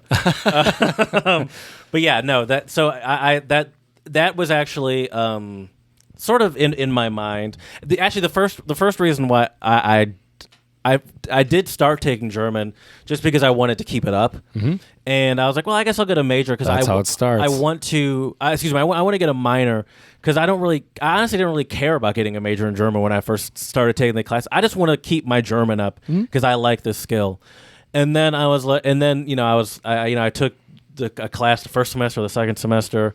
And, one of my teachers or whatever was like, at the rate you're going, you might as well just major in it. It's going to be another class or two at this point. And I was like, okay, well, okay, I like the class, I like the teacher, sure. But you didn't come into college with a conscious thought of, I'm going to major in German. No. Right? Yeah. No. See, for me, it was the opposite. For me, I came into Albion knowing I was majoring in German, but it was that second piece that I wasn't sure. And that's when it was kind of similar. I had been playing guitar for years, and I took a lesson with the guitar teacher at the time. Shout out to Larry Williams. He has been one of the best guitar teachers I've ever had. And I had my first lesson with him, and I was like, you know what? I'm here to learn. I'm here to study what I'm passionate about. I'm going to do this. But I'll say, I guess I didn't realize. But as soon as I did realize, it definitely was like, oh, I can. Part of the realization it is realizing that it is a usable in the line of work that I was trying to go into. Because I always knew that I wanted to do something with cars for my entire life, essentially. Right. So it's like, well, I know there are a lot of car companies in Germany, and I know even American car companies do business, or any brand of car company does business in Germany to some extent, or just international business. So to say that I have experience, working with people from different cultures, even if I don't use German specifically, I felt was still a benefit. I would also argue too, at least my argument for language degrees is that if you never hurts, by the way, to say you speak another language. Well, exactly. And my other point is, I think when employers see that, I think most people I know that are bilingual or trilingual or polyglots or whatever, these people have very good people skills, communication skills, social skills, cultural awareness. A lot of these different things you kind of learn incidentally as you learn a foreign language or another language. And so I do think there is a lot of value to that. But sadly, that does take more of a secondary. The language itself is more of a secondary thing unless you're actually like working as a translator or a language teacher or doing something or communicating with partners, like, business partners and associates in different languages when you're actually actively using the language. So I think that's another. But I don't remember exactly how I said it. I'm not as good as recalling my interviews as you apparently, but I do remember citing soft skills that I learned through that I've picked up through my process of learning German, which obviously involved living in different countries and stuff like that. So like I definitely talked about how I feel like it makes me like the cultural aspect of it, and how I feel like I'm good at working with a lot of like different kinds of people and different backgrounds of people, because that's how I grew up essentially. So I did use it in that sense, and I do find myself using it in that sense even more than I'm touting that I know how to speak a language. Right. Some other useless majors, some that come to my mind that I constantly heard at Albion College where we went to school. One of them was communications. Yeah, I was just going to say, that was my guess. I would actually argue, though, that one, if you know what you want to do, I would say that's actually a fairly useful degree. But it all depends. We had a friend, Max B., that was kind of a strange fellow, but he's a fine person. Oh, did he major in communications? I thought he majored in history. That's another useless degree. Yeah. Although our friend Chris, he majored in history and actually uses it as his career. Right. But yeah, it's still kind of. But anyway, I thought he majored in communications. But Chris actually does something. It's history related, but it's also a lot other. I think. Yeah. Well, yeah. Things. He also it's more writing. Yeah, he's a writer and he's like an editor, and so he sort of works for a publication. So then you could argue, would journalism have been a better degree? I don't know. But, and it doesn't really matter because he has the job at the end of the day. I guess doesn't. Yeah. Right. A huge part of. Shout out to Chris, by the way. A huge part of his degree is, or getting a history degree is writing, though. That is a major part. Well, of a lot of college degrees. That's what you have to do, true. and I think that would be my argument to actually the importance and validity of the humanities. Is teaching you how to write. I don't really how to think. Yeah. I really don't like the idea of when people process information and figure out which is like the most important to tell. Exactly. Sure. Exactly. Sorry, what were you about to say? Well, the other thing is I really dislike it when people say like, you need to develop these soft skills of writing, and it's like I don't think writing is a soft skill. I think being able to write. That's true. You know what I mean? Like there's nothing soft about it. It's and depending on the type of writing. I mean, even if you're writing emails, like I write emails every day at the very least. Right. But I still write I make presentations, and it's like you have to figure out once again how to say the most important thing, also make it interesting, and also fit it into like these 2 or 3 lines that you're kind of giving yourself. Exactly. And not just fill a page filled with words that no one wants to actually just a bunch read. of gobbledygook. So I'd actually say communications, at least personally for me, might be one of the greatest soft skill majors out there because my at least right now, and I guess kind of my previous job too, my entire job for the most part is present PowerPoint is converting data from like an Excel into a PowerPoint presentation and then actually having to present it to people. And like those, like when you hear communications, you're like, well, what do you do with that? Yet that is what you need to have the answer to. And that's the key. And the way you communicate with people, whether it's presenting a PowerPoint or just actually communicating with coworkers, is one of the most basic forms of any sort of job you're probably going to be going into. But it's pretty important. I think it's a very underlooked skill. Yes, and I think I think the idea of college is that you come out with some sort of knowledge that you didn't have before, that you can then, like some actual hard sciencey knowledge, right? Whether that be econ or actual science like biology or something like that you then learn, oh, now I know that when you put these two chemicals together in chemistry, it makes this, and I'm going to use that in my job. I don't know if that's how it works for a lot of people. Like, I feel like most of even though I did take one of those kind of hard sciencey econ with the concentration more in numbers finance based, where it's like I'm not a finance person, and it's like it's not like I'm just I've used some econ related stuff just as knowledge, but it's not that simple. Like, it is way more like the soft skill. That's the word for this podcast, is soft skill. Even the soft skill of like the business world, I feel like I learned more from my econ degree, whether that be resumes or interviews. That's a big or one. Just like the general, more general concepts of how business works, rather than like the deep down nitty gritty of completing a balance sheet. I really wish and maybe there are some universities or courses out there on actually how to develop some of these skills. Because I think a lot of these skills are universal after you graduate. I think they have like seminars and stuff in college where you could learn that stuff. Maybe. Like, they have, like, I know in our school they have, and most schools probably have, like they have a career center. Yeah, and they help you with like your resumes and stuff. Right. And I would highly recommend anybody who is studying at a college or university take advantage of all of the resources you can while you're there. I had multiple people check my resume. Me too. I mean, I told you we sort of laughed about my partner's friend with the cover letter. Yep, we were clowning on her. Let's be honest. Where it's like, this would never, like, what is this? Oh, if I was HR, I would laugh. I would laugh that resume right into the trash can. But it was such like a first go at a cover letter, right? Yeah, but she had the wherewithal to actually ask someone. So. Well, and props to her for also putting herself, like you said, out on a limb. She did. My partner was struggling to figure out how to nicely be like, this ain't it.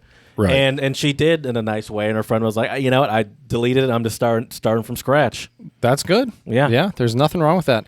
I think that can be a difficult thing to say to someone, especially your friends. I don't have a problem saying that to students now. Sure, it's your job, yeah. But yeah. It's hard to tell a friend that what they did was bad or dumb. Right. Right. I think the key though, Jared, with the idea here of valuable or useful or useless college degrees, I think I hate to be that person, but at the end of the day, it really does, I think, come down to the individual. Like, I think you can, in theory, get a quote unquote useless degree and still carve out a career for yourself. Yes. Still be quote unquote successful, whatever that means to you. If you're happy making $30,000 a year, but you're doing really fulfilling work, I mean, obviously you need a lot more, I think, in some ways, financial literacy, because you're going to really have to be able to budget because you have less money to live on. Of course. But money isn't everything. Money can help. I personally, now where I'm at in my life, I do not want to, regardless, even if it was a career I truly loved, if it was $30,000 a year, I'm sorry, I could probably find something else where I can be making more per year than that. So that's why, for me, money is a factor in my career to some extent. Sure. Because I have certain financial goals in my life. But if you don't have a ton of college debt, if you don't need tons and tons of money, if you can survive and sustain yourself on a lower salary doing what you love, I would argue do it. But if you go so far in debt, because let's be honest, most of our listeners are in the U.S. and they have probably gone to college or are thinking about it. Yeah. They are probably going to be taking on some debt. So you need to actually think about the math and the numbers. And I hate to say this because I did not do that when I was in college. So don't be like me, people, and really but it is think about it. It is freer to not, like, sort of on a, like, it is freer on, as you would say, woo-woo level. Right. That is a much better way to figure out, like, to figure out what it is you want to major in, and you actually did choose things that you were genuinely interested in and passionate about. But it's that, I think, leads to a more fruitful education, though it may make your time after make your time after college harder. It's like maybe it won't, but you still got you're not just going into college like, all right, and let me makes like how can I make it as much money as possible. Right. Well, that was never my goal. Let's talk about some other people that clearly are not thinking about let's make as much money as possible when they're choosing a major. Another major that when I was in college and I'd kind of roll my eyes at a little bit was psychology. Oh yeah, that's a big one. Because from the vibe I was getting, most of those people were not going to end up as a psychologist. Mm-hmm. That one never made sense to me. It's like, because it's like, oh, you plan on going to like, I don't know, med school or get your PhD or whatever, and it's like, nah, I don't know. I don't know what I'm going to do after this. Right. Or it's like, then why psychology? But I do think psychology is once again going back to the transferability here, Jared. Yes. That can be a very transferable but see, I do think that if I could go back.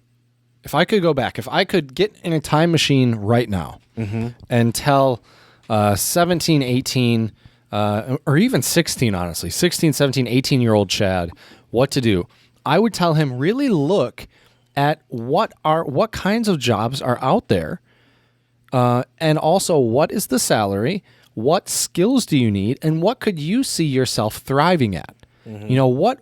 What could you bring to the table, and what skills do you need to learn to be able to bring a bigger picture to the table and successfully do that job or get started in that career? Sure.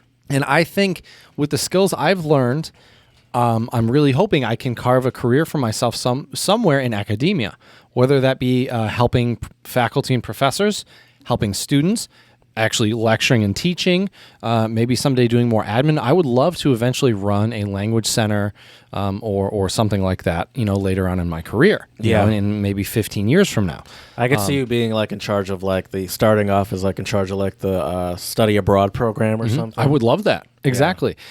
But see, so for me, I still had kind of an idea. I didn't fully know, but I had somewhat of an idea. And I think... I mean, I was the same way. I just knew that like, I know I guess I just am gonna work at an office. Kind of. I was like, I know I like cars and I like business. But you weren't going for those lower level office positions though either. What do you mean? I mean, I wasn't when I was starting. Well, but because you have to start somewhere. Sure. But at the same time, your end goal was not I want to work at a cubicle doing the same thing day after day. That was not your goal. To be an analyst. Right. I think you are smart enough where you've realized that I need to find a place where there is room to go up. Yeah, but it was I just think it was just so generic, like there was no real understanding of what it is I actually wanted to do in this office. Right. And like there's stuff. Yeah. I just but had no understanding. That goes back to the point I made about really looking at the jobs out there and what skills the job require, because I think that can give you some ideas as well about, what you can do. I think it's smart to also try to have some ideas of where the job market might go. And when I was at MSU, one of the reasons why I went to MSU was because they had a program with digital humanities, and they were doing a lot of stuff with technology. And I really wanted to learn more about how can I use technology in my own teaching? How does technology influence our own learning? I wrote my master's thesis on technology literacy and access for students of foreign languages. So you brought that up in your interview, I imagine? Probably. Yeah. I have the title of my thesis on my CV. True. If you'll see right there, right, exactly. I make sure I share my screen with my CV and talk through each little thing on there. But all jokes aside, that's another. Actually, I'm glad you mentioned that though, Jared, because that's another aspect of when you're in college. I think you need to use that time to try to build your resume, and then later on, if you work more in, I'm just speaking from my own experience working in more academic fields, then you want to really develop and flesh out that curriculum vitae, that CV. I have a non-soft skill major that always kind of seemed useless. Made me roll my eyes a little bit. Sports management. Yeah, but I think you can make good money. You can make good money, but I just, of course you can. I mean, of course. I just wonder, like how many people make it, like, I feel like that field is so small to actually make it big, I don't know. I'm just like, who, you think you're going to start managing Serena? No, let me Michael Jordan or something? Let me ask you this though, Jared. Let me ask you this. So you say the field is small. Yeah. I think there's a way you can really use that to your advantage. Well, yeah. If the field is small, then I think it's even easier for you to try to break into that field, like to get in and with carve someone. a name. Yeah, I feel like you gotta have like a friend that's really good at a sport and be like, I'm just hoping this person makes it, and then I can ride on this person's coattails and use that. But success also, story. what is sports management? I think it's probably more than just being an agent for a player. You know, I think you're only looking at it as like more of an agent for a player. But, you know, sports management could be all sorts of different like stuff. A financial manager, Could be for like It could be I don't know, could what be an else? equipment manager for a professional I guess team. so. I guess like well, just think about all the other sports industry Sure. type things, or and like having that sports like management a recruiter or something. Exactly. See, Yeah, so, that's true. so I think that the key here is, regardless All right, what Chad. degree you pick. Every degree we've brought up so far, you've proved why it's not useless. Well, I'm but still going. But, I got more. but I will say this though: the key here is we're making some generalizations here. Sure. We are also talking kind of in ideals, right? We're talking about if you're willing to put in the work and a little extra and really try to better. I think the key with all of these degrees is you're trying to better yourself, level up, get a better career out of it. But if you just think of the degree as like, oh, well, I'm interested in this, and so that's why I'm going to study it, I don't think that's good advice. Yeah. You know, I really don't. I think my idea is useless is this likelihood for this job to return you like a what's least likely return to you like a career, like Right. a good salary, especially related to that field. I will say this. I worry to some extent about a lot of people getting PhDs because we have so many people getting PhDs now. And the sad truth is, at least currently, we don't have enough there for the amount of graduate students graduating with a PhD versus the amount of positions available for said PhD students. It's not equal. So what that means is you have a few choices. You either don't have a job, you take your skills and, like we've talked about with transferability, you use them in a different way, or you just do something completely different. What I mean by that is you decide, you know what, I'm just going to start back from the drawing board and get like you and figure out how to somehow convince people that your degree is really useful for anything. Right, exactly. Like an expert. So far, pretty successful, Jared. Maybe, Sounds like it. Maybe I need to just start a persuasion business or something, you know, or this is why my degree is a good degree.com, you know, something ridiculous. But the whole key here with useless degrees is, I think, if you are studying something just to study it, I think that sadly is not deep enough and won't take you far enough in life where you will be able to, I think, live an okay life. What I mean by that is be able to pay your bills, have College is expensive. you know, it is. It's very expensive. And so I think a lot of people out there do need to give it more thought than they actually do. And that would be my advice for any younger listeners out there would be what do you actually see yourself doing after those 4 years? And I think for an 18-year-old, that can be a difficult thing to conceptualize and really think about, because it's, first of all, for most people, if you're 18, it might be the first time you've ever spent time away from your family. You know, it's really the first time where you're doing things more on your own. Yeah. Right? And so then when you have that coupled with you're young, you don't know what's out there, you don't know what to expect. I mean, if you've never worked a 9-to-5 before, or especially like if you never had a job in high school or college, if it's your first time ever working 9-to-5 and you've never done it before, you're going to be exhausted because you don't know how to live like that. And so I think it's really important to think about and I can tell you, Jared, even though technically right now I have a full-time 9-to-5, my hours are not 9-to-5. Right. I sometimes start work, I'm not even kidding, at 7 a.m. And there are some days when I finish work at 8 or 9 p.m. But I'm not working. It's not like I sit down every day and look at my clock and go, okay, it's 8 o'clock, time for me to start working. Okay, Right, yeah. you know, it's 5 o'clock, time to end work or whatever. You know, that's not how my job works. I mean, that's not realistic for most office jobs. Right. That's how that works for sure. Can I give you some more? Yeah. Oh, Okay. yeah. Now I'm switching over to lists because my knowledge is not very immense. I would disagree with that. Culinary or culinary arts. Well, and so that's I Here love. we go again. I love no. I agree with this one. I agree with this one, and I'm glad. This is why I'm so happy you mentioned this degree because I think there are certain degrees where if you can get an internship or if you can spare all that cost of college and just look at the way it works over time. So, for example, say you have 4 years of, or I actually have no idea how long or how expensive culinary school is. I couldn't tell you personally, but let's just throw some numbers out there just to kind of talk about this as an example. So, say you go to culinary school. We'll say it's 2 years, just for math's sake. Okay, it's 2 years. We'll say it costs you $10,000 a year. I have no idea what it costs. Probably more, but sure. Right. So you're looking at $20,000 in the hole, right? How much will you make with that degree after you leave versus if you would have started, and I think with being a chef or being a cook, it might be one of those types of jobs where you could start as a line cook or something and work your way up. I don't know. I mean, that seems like a very, like, everything they would teach you in school seems very easy to learn on the job. Right. Or yeah, because there are steps within where like line chef or sous chef or something like that who cuts the shit up for the chef or whatever. There are steps, and it does kind of seem like I don't know. It seems like a weird step to go to college. And for so that. exactly, and so that would be my other piece of advice if you are considering going to college or university, and you're thinking let's frame it this way, Jared. Is this degree useful or useless for you? I think that's the question you need to ask yourself. And how do you define useful or useless? Because in my opinion, if you are going to make the same amount of money without going to college, but you do have to pay that money, maybe it isn't quote unquote useful for you because it doesn't really change. It doesn't change your pay grade. It doesn't get you into the job market any faster. I think if college can accelerate your earning potential and just accelerate your career trajectory, then I think it is useful. But if it's something where, like, for example, also you could argue with music.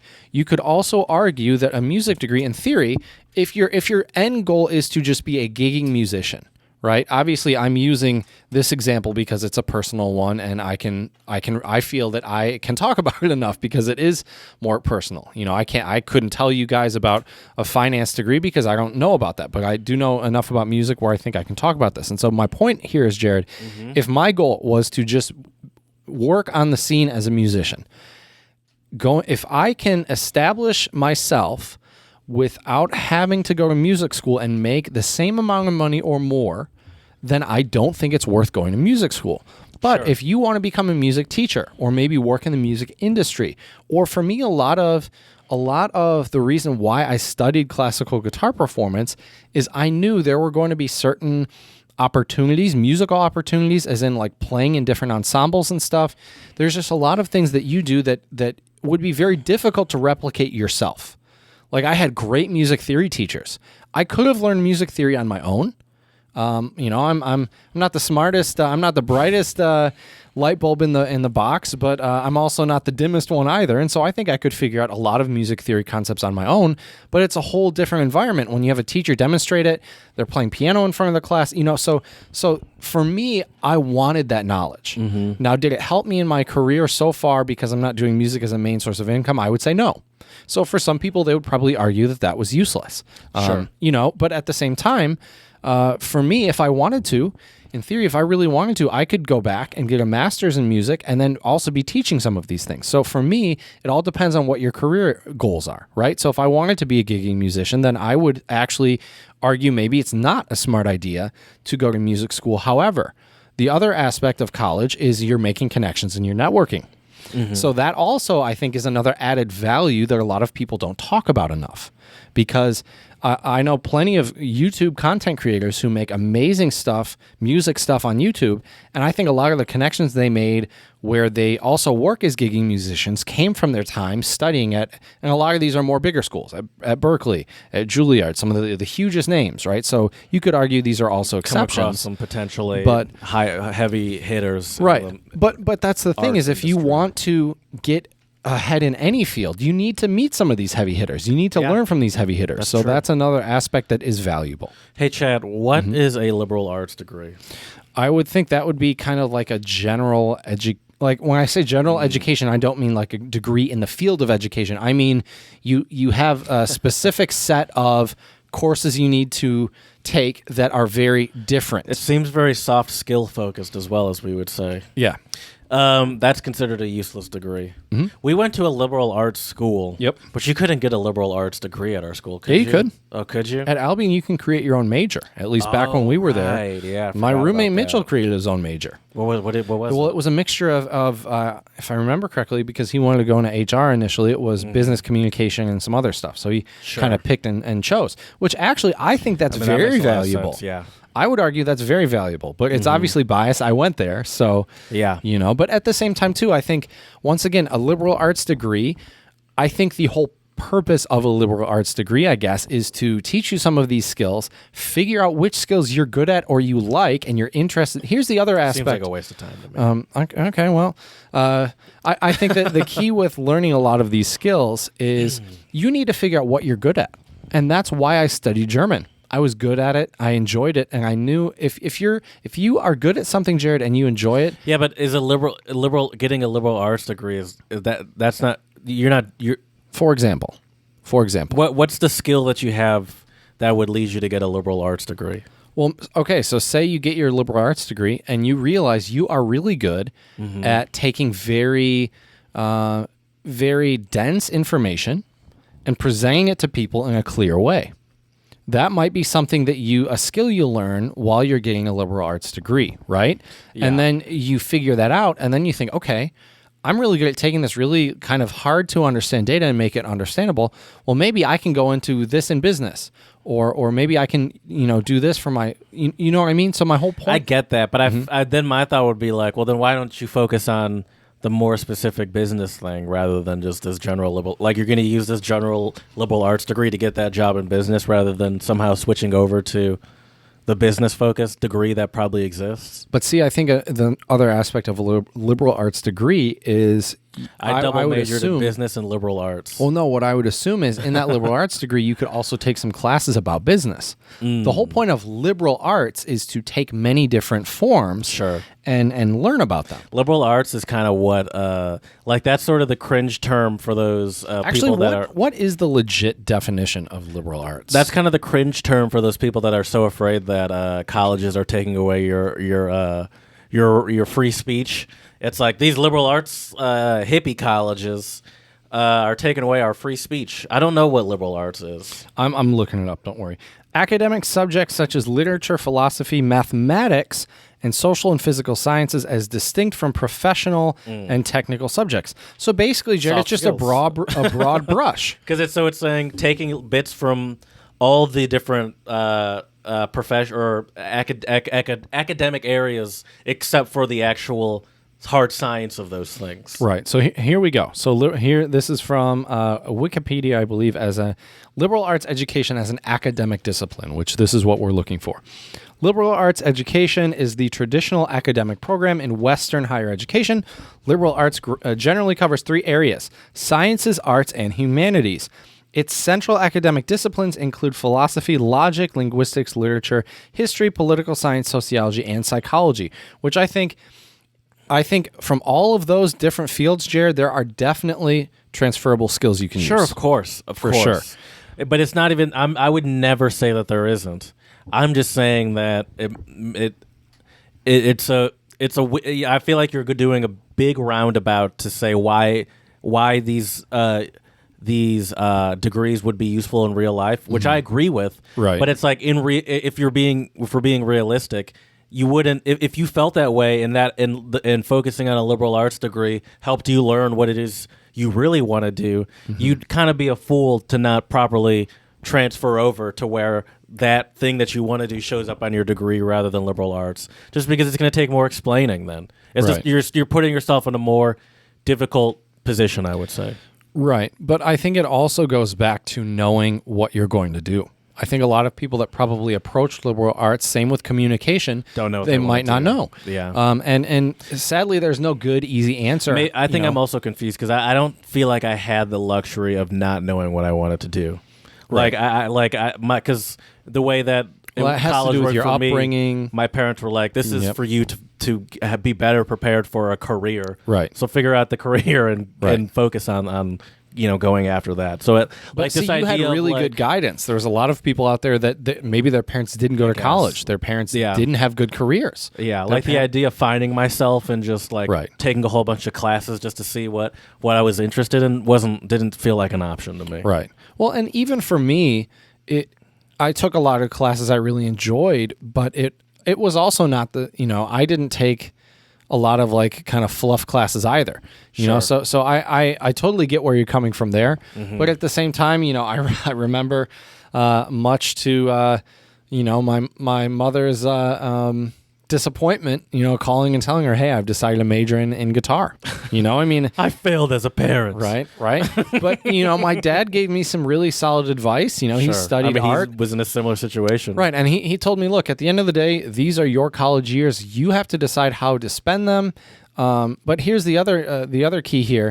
And I guess didn't even realize this, but pun incredibly intended. You need to decide how to spend them because you're not only spending a lot of money, but a lot of time, a lot of investments. I don't regret it. If I could go back, and do it all over again, I think I still probably would have studied music and classical guitar performance and everything else. I think I would have maybe I would have done some things differently while I was in college. But that's just due to what I know now more about like money and finance and all that. And that's just a part of maturing and getting older. But at the same time, like we've talked about, the whole idea here of your ROI, return on investment, is something you should be considering. And I sadly did not really consider that very much when I was an undergrad. I started to consider that more after undergrad, which I think it's not necessarily too late, but it's definitely good to have these things in mind beforehand. Sure. I'm with you. So let's just end today's episode, I guess, Jared, with what do we both consider as kind of culturally in the U.S. Maybe if we could give maybe the top 5 most quote unquote useless degrees. Let's talk about those. Okay. So you give me your 5 and I'll give you my 5. Okay, my 5 would be communications. Are these in any specific order or just no. Yeah, that's just fine. the top 5. Communications, psychology. I'm not going to say liberal arts just because I don't know. You can. You're welcome to say it if you want. Okay. We said I would say like the arts, whether that be visual art, music, or acting of some sort. I would say, this one I didn't bring up, but I feel like sometimes I felt like the biology or chemistry majors were kind of it's a little like I'm like, are you gonna be either be a doctor or are you gonna make some chemicals? I don't see it. I don't believe it. Become Walter White. Like yeah, are you gonna be a drug dealer? All right, that's fair. No, okay, so. I said communication, psychology, I would agree. The arts. Right. Can I mention something, though, based on what you said with chemistry and biology and stuff? I would agree with you that some of those more like... and maybe also the only chemistry degree person that I'm still friends with works for a steel company now, so maybe I'm also biased. Okay. He just sells, like he works in the sales area. So well, see, I think the thing with like a chemistry degree or a biology degree... Honestly, I think they need to be paired with something. So think about, do you want to be a chemistry teacher? Some people can have a very, very fulfilling life as a teacher. You're not going to get rich, or at least if you're not very good with your money and smart with finances, you're definitely not going to get rich. Yeah. But most teachers, I didn't become a teacher to get rich. That wasn't my goal. It was to hopefully improve students' lives, have them learn. And also, I learned so much from my students. I'm thankful for that every day. And the other thing is, too, Jared, is that with a lot of these more general, like a field-specific degree, German, for example, chemistry, biology, history, I think we need to think of something to go with it. What's because the job standing where alone, we're going to use that exactly, thing? Yeah. Exactly. Sure. So, and then my final one, I'm gonna stay culinary arts or sports management. I'm stuck on which one is more useless. Okay. I'll say culinary arts. Okay. Because sports management, at least, I feel like has more direct business uses that you can use for kind of anything. So to recap, communication. How many times we'll recap the recap? Well, I want to recap yours and then give mine. I'm just trying to think. Communication, psychology, the arts. Okay. Culinary, and sports management. Okay. I'll say. All right. Because I want to. Because some of them I would agree with, and then I want to give a couple other different ones. Okay. So yeah, I would agree with the arts, dance, theater, music, all of those. I think those can be, the return on investment is not always so great if you're not smart about that. Yeah. So that would be one of them. I would also say another really, really big one is getting kind of, and this is kind of similar to like the biology and stuff, but getting a degree in something that is very general and you don't know what to use it for. So like, for example, like even like business administration. Yeah. Like what does that even mean? You know what I mean? So like, Yeah. I'm not saying, and I would also argue, I think a business degree, I think a lot of people think they're very valuable, but I wonder how many people are there in business that don't have a business degree and make really good money. I think what's more important would be an MBA than like getting an undergrad business degree. Right. And that's the other thing. I think a quote unquote useless degree would be a degree that if you don't want to go on and get a master's or a PhD, then don't get that degree. Like for me, it wasn't really an option if I wanted to work kind of in a related field for me to get a higher degree. I would disagree on business a little bit though, because I think you can still you could still learn a lot about how businesses function. Sure. And so like even if you don't have like a specific area you're focusing on, like you understand like the how money is made at a company. Sure. Like the like EBITDA or for example or profit or how those differ or so like or like how the economy works on a bigger scale, how it all fits together. I still think there is I would disagree with you on that one, but listen, this is your list. Right. Well, and here's the thing. I'm not saying that what you learn in a business degree isn't useful. I think it's probably very useful, but I also think once again, this comes down to having an idea or a vision of what you're going to be doing afterwards. Because I think if you just study business because it's going to get your foot in the door and it's going to get you a job, I don't think getting a job is different than getting a career. Let me just put it that way. Yeah, those are two different things. Right. So I think if you get a business degree and you don't really have much direction in what you want to do, and then while you're getting the business degree, you don't take that time to figure out or have an idea, at least a launching point of what you want to do, then I do think it's kind of a useless degree. Yeah, sure. That's all right. Let's get to your top five. We keep that's one of them. digressing. That's one of them. Business degree. So I guess a business degree.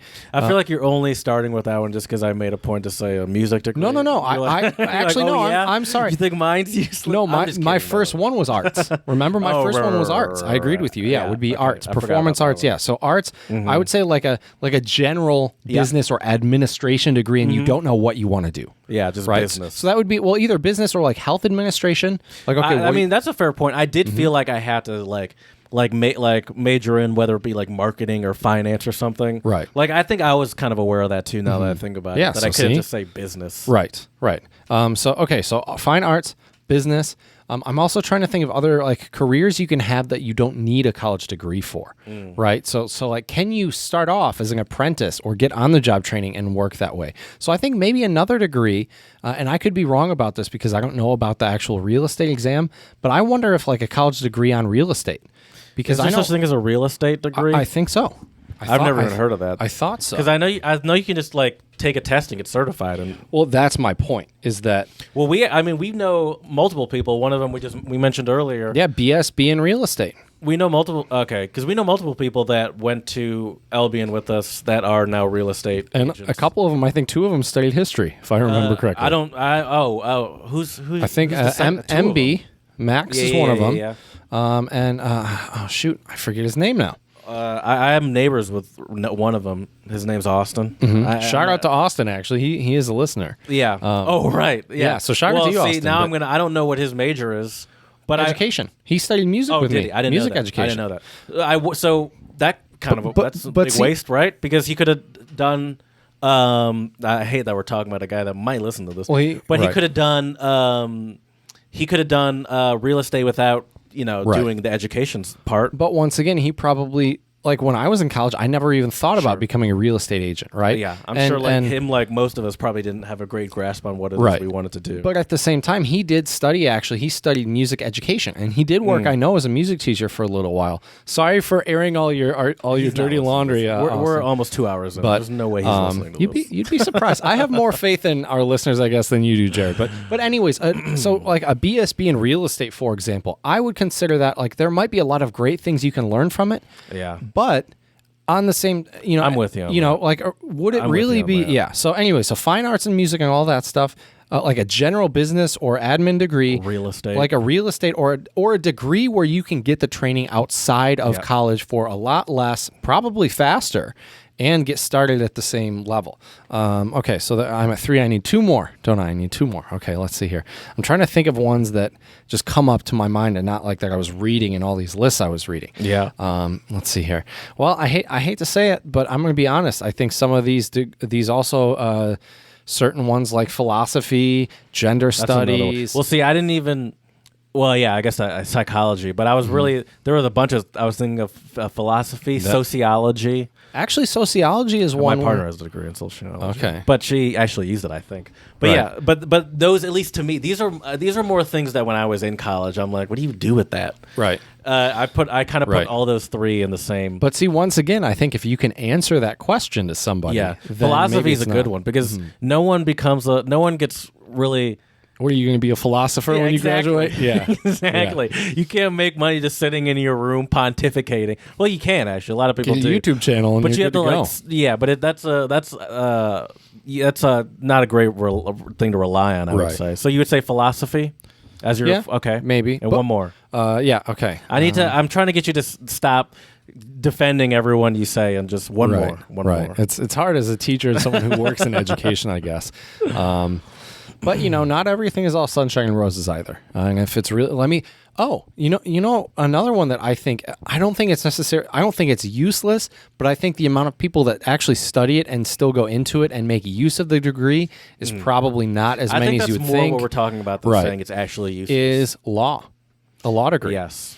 I agree with you. I mean, that's as I was saying earlier. I think from the vibe I've gotten, you can major in essentially anything you want and get into law school. And if you pass the test or whatever, get into law Right. school. But even then, I think even going to law school, I wonder how many people spend a lot of money going to law school and then just work at an entry level and they stay at that. I don't know. That's a huge time and money investment. That's my point. I mean, and that's yeah. because you wasted the undergrad time and money, and now you're wasting time and money in law school too. Right. Well, wasted All if you're to not doing become something a with it. lawyer. Right. I feel like once you're in law school, like to not somehow use that law degree as a lawyer somehow, whether Right. whatever it is that's ridiculous. But see, here's my other concern with like a law degree or even a medical degree is what if you spend all these years studying and all this money and then you get into it and you're 1 or 2 or 3 years into the field and you hate it. See, that is the other thing is that obviously that can happen with any degree. See, I think I have a little less sympathy once you've gone through grad school once again, where it's like you've had a lot of time to make this decision. But being in grad school and actually working in the field is not the same thing. Yeah, well, that's the risk everyone takes. That's life. Right. I don't know. You're right about that, but I guess the difference is, just simply the amount of time. What if you hated teaching? Right. Well, if I hated teaching, it's... You wouldn't and you didn't really find out until after you finished grad school and started Right. doing these fellowships. You're like, I hate traveling all the time and Right. teaching students from a bunch of random different countries. And you're like, well, that's what I don't know. That's what you signed up Sorry, for. those are your top 5. Yeah. Then. So that's the arts, So arts, general business. general business, or like a general admin type of... Yeah. What did I say? Philosophy. Yes. What else? I got to 5, didn't I? Yeah, I what thought was we the had last 5. one you just said? Well, the last one I guess was like a law degree. Yes. If you're not, because I think with a law, the other thing is if it's one thing I think if you get a bachelor's degree in whatever, I think if you get a bachelor's degree in whatever, but it still gives you the skills to succeed in a career that you're happy with, The then other one you said was real estate, by the way. Oh, thank you. Or real estate, or the example from that, thank you, was getting a college degree where you don't actually need the degree to be successful in that career. Yeah, So that yeah, exists, sure. yeah, yeah. Okay, so there we go. So we got all of We did our it, everyone. all of our useless got there. degrees. Drop out now if you're majoring in any of those things. You're wasting your time and ours, too, really. That's right, exactly. You're wasting society's time. But I think my counter, as I've said numerous times throughout this episode, my counter for those of you who are getting those quote unquote useless degrees, like I did, really think about how you can transfer those skills, or also think about too are there some ways you can create kind of your own career, your own path? But also really, you also have to be careful not to stay too long in la la land and up in the clouds, because it's easy to think, oh, I'm going to graduate and become a famous guitar player and make lots of money and it's going to be great. And then realize, oh no, I got student loans to pay off. I got bills to pay. Reality comes at you fast. Exactly. So look at the reality of the situation and how you can use that degree to carve a career out for yourself that truly is fulfilling. And I mean fulfilling on many aspects, financially, spiritually. Also, I think a good career can be a challenging career, something that challenges you, makes you think. So anyways, let us know what degrees you think are useless at untranslatablepodcast@gmail.com. We would love to hear some of your ideas. I think also one thing that might be a fun future episode, Jared, would be to discuss this more on a cultural scale, because I think certain degrees in certain cultures are definitely deemed more useless or useful. So that might be a fun discussion for another time.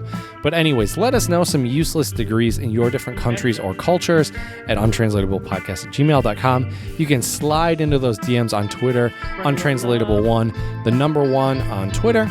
Also check us out on Instagram, Untranslatable Podcast, for clips, pics, all sorts of great stuff. And please, 5-star reviews on iTunes and Stitcher. Let us know how we can make this podcast better for you. So as we say here at the Untranslatable Podcast, Dziękujemy, muchas gracias, shishi, and do svidania.